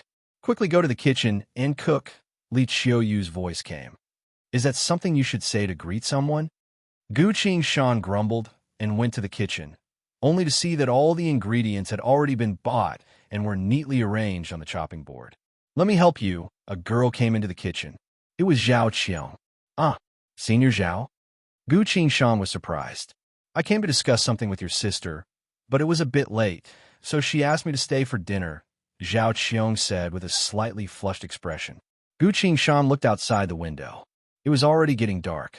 Then help me wash these ingredients. I'll take care of the rest. All right, the two of them began to work. While cutting the ingredients, Gu Qing Shan glanced at Zhao Qiong. She was very focused on washing the ingredients, then went to arrange the utensils. This girl should be fine. Gu Qing Shan turned her gaze away and started cooking. A few dozen minutes later, a table full of sumptuous dishes was ready. Li Sanlang, someone like you will definitely be very popular when you grow up, Zhao Qiong commented. Li Qiuyu yawned, came out of her bedroom, and glanced at the table. Why are there so many dishes today? She asked in surprise. I'm in a good mood today, Gu Qing Shan smiled. Li Qiuyu picked up the utensils and began to taste the dishes. This one is good. This one is also good. They're all very good. Sanlang, listen carefully from now on. You have to make this many dishes for lunch, Gu Qing Shan muttered. In the long run, I don't want to become a pig farmer. Li Qiu Shan, say that again. After finishing their meal, the three of them sat together to drink tea. Sanlang, why are you in a good mood today? Zhao Qiong asked. My cultivation has improved. I feel like I'm about to receive a new inheritance from spirit linking, Gu Qing Shan replied. Zhao Qiong and Li Qiuyu both appeared surprised. That fast? Li Qiuyu couldn't help but ask. Gu Qing Shan asked, is this considered fast? Very fast. Very few people could be as fast as you. How impressive, Zhao Qiong praised. Gu Qing Shan's heart tightened, but she smiled and said, right, big sister Qiuyu, I have a question for you. Seeing his pleading expression, Li Qiuyu scoffed, ask away. When I performed the spirit linking, you were watching over me. Did I fall asleep right away? Gu Qing Shan asked. Li Qiuyu thought for a bit and said, at the time, you glanced at me, then fell asleep. Big sis Qiuyu, I don't even remember looking at you, Gu Qing Shan said. Li Qiuyu casually said, that's nothing. Sometimes people will subconsciously do a few small things, but they might not remember it. Gu Shan didn't dwell on this issue anymore. He turned to Zhao Qiong and asked, Big Sis Zhao, I heard from my history teacher that there were many void monsters that infiltrated the Great Tomb. Is that true? This was common knowledge, so Zhao Qiong didn't mind it and nodded. Yes, at the time, the Great Tomb had only just appeared and spat out quite a few rare treasures, causing powerful entities from all 10 worlds to rush into the tomb. Li Qiuyu took a sip of tea and casually cut in. What's there to ask about that? Even we could only slowly study the tomb's outer perimeter, but they dared to directly charge in. There's no need to say what happened to them, Gu Shan muttered to herself. After that time, no one had ever dared to arbitrarily enter the Great Tomb again. Li Qiuyu shook her head. You're wrong. As long as there are benefits, there will always be people who don't believe in them. From the past until now, every few dozen years or even a few hundred years, there would always be people who didn't even notify us and charged in without permission. No one should be able to come out, right? Gu Shan asked. Of course not, Li Qiuyu smiled. Zhao Qiong corrected her. There were a few who were especially lucky, perhaps because they didn't go too deep inside and managed to come out alive. But those were extremely rare, and even if they did come out, they would already be on the verge of death, and they must have been caught by us, Gu Shan replied. No, we don't dare to touch them, because we don't know if they brought out some sort of unimaginable apocalypse. So we usually hope that they can leave the tomb of myriad beasts as soon as possible, Li Qiuyu replied. After saying that, she tapped Gu Shan's head and said, You little brat, why are you asking so many questions? It's better for you to quickly raise your spirit linking level. Once your strength reaches a certain level, you'll naturally be able to learn a lot of things. Ouch! Be gentle, Gu Shan exclaimed in pain and dejectedly said, I'm only 13 years old. When will I be able to learn even more secrets? Seeing him being hit on the head by his sister and showing a wronged expression, Zhao Qiong's heart softened. She stroked Gu Shan's head and gently told him, In another 2 years after you graduate from the study lodge, you'll be able to go to the book vault to read some basic information. We have a few records regarding the entities that trespassed into the Great Tomb. You can take a look at them yourself. Big Sis Zhao Qiong is the best, Gu Shan replied. Li Qiuyu glared at him and said, Have you finished your tea? If you're done, then go cultivate. Gu Shan stood up, greeted Zhao Qiong, and returned to his bedroom. As soon as the door closed, he could still hear the 2 girls talking. This child, seriously, Ash, it's nothing. We were all so curious about these things back then, weren't we? Gu Shan stood behind the door for a while, replaying their conversation just now in his mind. Is my spirit linking really fast? He silently thought, then walked up to his bed and sat down. I have a few thoughts, a few guesses, but no proof. The truth is hidden within the endless fog. If I want to approach it bit by bit, I can't go in the wrong direction. Gu Shan sat there, silently waiting. Outside the window, the shroud of night slowly deepened. Finally, he heard Zhao Qiong and Li Qiuyu saying their goodbyes. The door closed. Li Qiuyu came back, washed up, and returned to her bedroom. Gu Shan waited for a while longer until it was midnight before he left his room and went straight to Li Qiuyu's bedroom. He opened the door and went in, only to see Li Qiuyu sleeping soundly on the bed. Gu Shan stared at her. Li Qiuyu didn't notice this at all. Shanu's voice came, Gongzi, if you just stand there, what if she wakes up? She won't wake up, Gu Shan replied. Did Gongzi do something to the food? It's actually a type of spirit cooking treatment. It's able to replenish her blood essence, calm her mind, and make her full of vigor, but only after a good night's sleep, Gu Shan replied. 3 flying swords appeared from the void of space behind his back. If she won't wake up, then what are we going to do? The Earth Sword asked. What do you think Gongzi is going to do? Shanu asked in return. The Earth Sword replied. Take a guess. Shanu wasn't fooled and asked Gu Shan right away. Gongzi, what do we do now? Gu Shan took out a formation plate and began to arrange it. She's currently in a deep sleep, so she doesn't have any strong defensive capabilities. I'll arrange several layers of formations for her, so that if something happens to her, I'll be able to know in time. As he spoke, he set up dozens of defensive formations around the bed. Li Qiuyu was still in a deep sleep, completely unaware of this. Gongzi want to go out? Shanna guessed. Yes, we're going to the bookkeeping room to check if there were any void monsters that managed to escape from the Great Tomb, Gu Qingshan replied. That place must be heavily guarded, Shanna commented. As long as you graduate from the study lodge, you'll be able to openly enter without any risk, the Earth Sword replied. I can't wait, Gu Qingshan replied. How about using Night Cruiser? Shanu suggested. Gu Qingshan didn't say anything. He returned to his room, opened the window, and leapt out. Halfway there, he had already transformed into a large orange cat and lightly landed on the ground. Ghostly Shadow of Night. Activate. Using the Jade Gourd Pendant Adorable Spotless Jade ability, the orange cat quickly ran through the streets without being noticed by any of the patrolling guards. The orange cat quickly made his way to the bookkeeping room. The bookkeeping room was a black pagoda-shaped structure that stood straight at the center of the city. It was already quite late at night, so there weren't many people in the bookkeeping room, but there were still quite a few guards stationed here. After all, the bookkeeping room contained too many mysteries and secrets, which were the most valuable things to the people of the Tomb of Myriad Beasts. The orange cat silently observed for a while, then circled around to the back of the bookkeeping room and quickly found an air vent. However, this place was filled with bone fragments, which meant that a bone master had already arranged an airtight defense here. Meow, the orange cat lightly called out. The Six Paths Great Mountain sword abruptly appeared from the void of space and abruptly stabbed towards the air vent. All techniques, all laws were destroyed by this single stab. The orange cat rushed in like a bolt of lightning. At the same time, who goes there? A series of shouts resounded. 8 guards descended from above, landing near the air vent. They looked around but couldn't find anything. All the bone fragments were perfectly intact. Just now, the technique on the bone fragments was activated, then abruptly disappeared.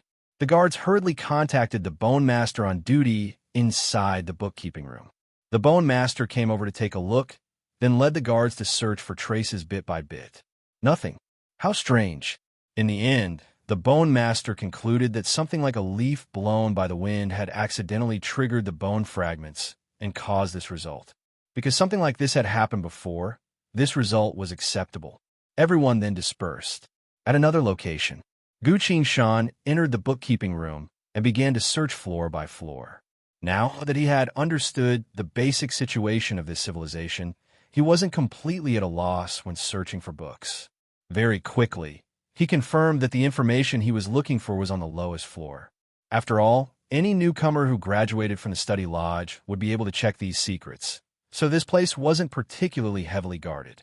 At this point, the bone master on duty had already returned to his position and was currently checking the most important secrets on the highest floor of the tower, so he didn't have time to pay attention to this place. The bookkeeping room was dark and silent. An orange cat that couldn't be noticed by anyone was slowly pacing around the neatly arranged bone fragments. Otherworld monster death records and relevant information. The orange cat stopped in front of this sign. It began to fiddle with the only long piece of bone. This place only contained the most basic secrets, so there was only one related bone fragment. The orange cat was a bit disappointed, but since he was already here, like a person, he crouched down on the ground and carefully read the bone fragment. All of a sudden, he seemed to have noticed something as the slowly swaying tail behind him suddenly froze in midair. Written in the language of the Tomb of Myriad Beasts, a piece of information was recorded on the bone fragment. Frowny face naturally. A few extremely fortunate void monsters managed to escape from the Great Tomb, but their numbers are extremely low. The following is the list of survivors. 5th, Abyssal Monster, Soul Shrieker. Mobile version of the fastest updated website, M.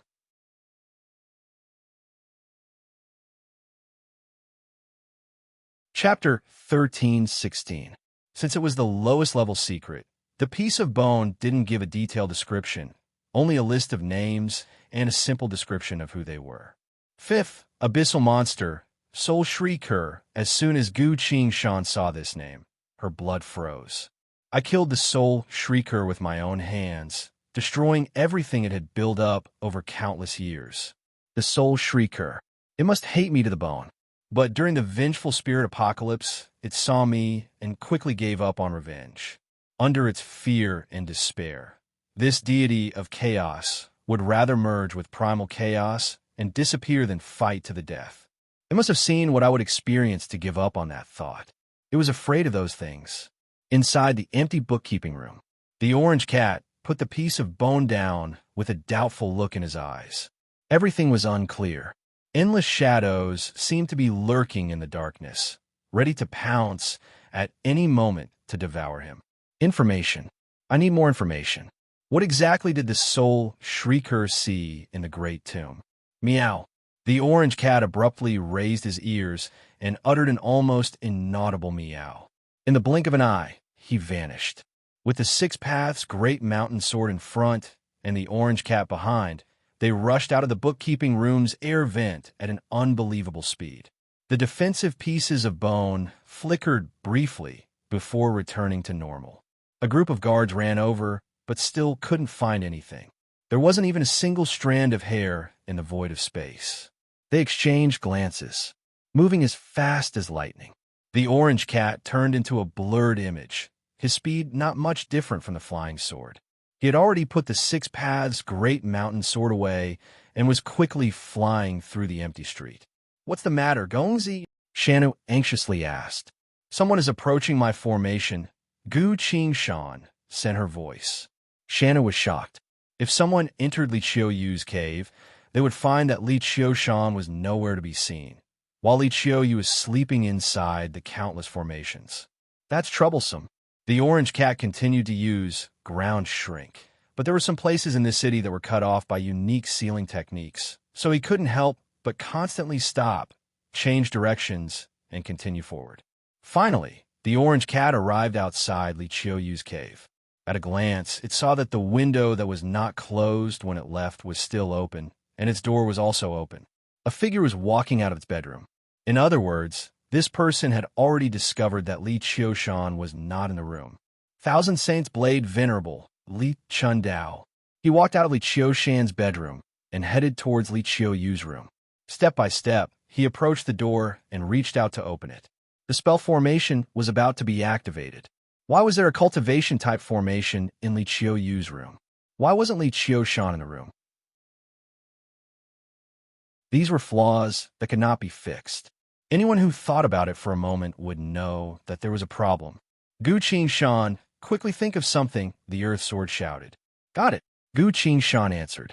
Almost at the same time, a voice rang out in the room. Sister, why are you sleeping so early? Where's Qiushan? While saying so, Li Chundao raised his hand to touch Li Qiuyu's door. Even through the door, he could feel Li Qiuyu's long and rhythmic breathing. Boom! A violent tremor sounded.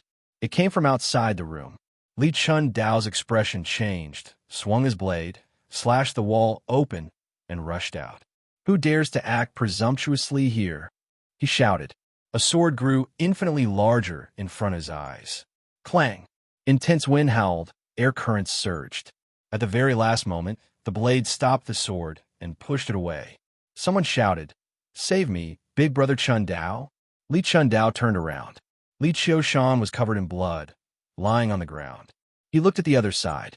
Sword Saint Gu Qing was silently hovering in the air, staring at him without changing her expression.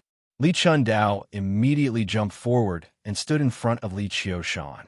His hair was standing on end, his eyes exuding terrifying killing intent. Bastard, you dare to attack a child? Li Chundao clenched his teeth and pushed his hands forward. In a split second, 10 swords neatly lined up in the void of space, only to see Gu Qing coldly scoffing and coldly saying, You think I don't know what you're doing? Li Chundao was surprised. He wasn't in a hurry to act and simply formed a hand seal.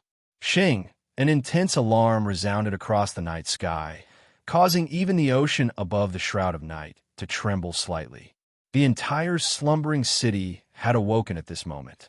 Countless guards, as well as the VIPs of the city, had all noticed the commotion here. Big Brother Chundao, I've broken through his defenses. Slash him. Li Qiushan weakly said from behind. Li Chundao scowled. But Gu Qingshan was even faster than him. In a split second, he vanished. He reappeared high in the night sky, riding his sword, and unleashed a crescent-white sword phantom that pierced through the clouds, slicing apart the entire shroud of night. He wielded his sword in one hand and tapped the air above the formation plate with the other. At the very next moment, his figure completely vanished. While it took a long time to describe, everything had actually happened in the blink of an eye. Before Li Chundao could even make a move, he had already run away. At the very next moment, the master of the school of Shanghai, Shanhai Chi Xia, old man embracing bones, banishing sword saint, extinguishing saintly hands. All the VIPs had arrived. What's going on? Save Qiushan first, Shanhai Chi Xia said. Understood. Old man embracing bones stepped forward, ignored Li Qiushan's pain, and directly tore his clothes apart. Countless terrifying sword slashes appeared in front of everyone's eyes. They were densely packed, as if he was being tortured by 1,000 cuts. This is Sword Chi. Should we chase after him? No. Gu Qingshan comes and goes without a trace. We can't catch up to him. Old man embracing bones took out a piece of white bone, placed it on Li Qiushan's body, and muttered, "Don't move," he muttered something. The wounds on Li Qiushan's body were visibly healing. How did you manage to escape from his sword? Banishing sword saint asked. Li Qiushan appeared to be in a state of shock, stammering, I was practicing spirit linking when he appeared. He didn't seem to want to kill me. What did he say to you? Shanhai Chi Xia asked. He said that he was coincidentally passing by and noticed that my spirit-linked fist technique was extremely powerful, which could help him explore a few unique locations within the Great Tomb. So you want to take me away, Li Qiushan replied. Everyone exchanged glances and fell silent. Indeed, a powerful spirit-linking technique, like Inch Desolation, could indeed be used to explore the Great Tomb and break through some of the defenses within. No wonder even that Gu Qingshan was tempted. This shouldn't be fake. And then, old man embracing bones asked. Li Qiushan replied. And then I naturally refused, saying that he's a sword cultivator. Using such a method to abduct me doesn't seem like a sword cultivator at all. If he's truly that capable, then he should take a few of my punches. Otherwise, I wouldn't help him even if I die. Everyone exchanged glances. Let you hit him a few times? That single punch of yours completely broke through the entire school of Shanghai's defenses. Gu Qingshan. So he let you hit him? Old man embracing bones asked. He didn't. He simply smiled, grabbed me, and wanted to leave. Li Qiushan pointed at the wall next to the cave. I know that there's a defensive white bone here, so when he grabbed me, I took the chance to punch the wall twice. Old man embracing bones glanced over. The white bone had already been crippled by him. It was indeed his Inch Desolation, old man embracing bones replied. Li Qiushan sighed in relief. I knew that this technique would cause a commotion. Perhaps it would draw the attention of others, which might have saved me. What was Gu Qingshan's reaction at the time? He was shocked and wanted to kill me on the spot, but managed to hold himself back, saying that he would let me suffer a bit, and then I was beaten to this state. The big shots turned to Li Chundao. Li Chundao nodded. That was indeed the case. When I sensed that all-destroying explosion, when I went out to take a look, I was almost killed by Gu Qingshan.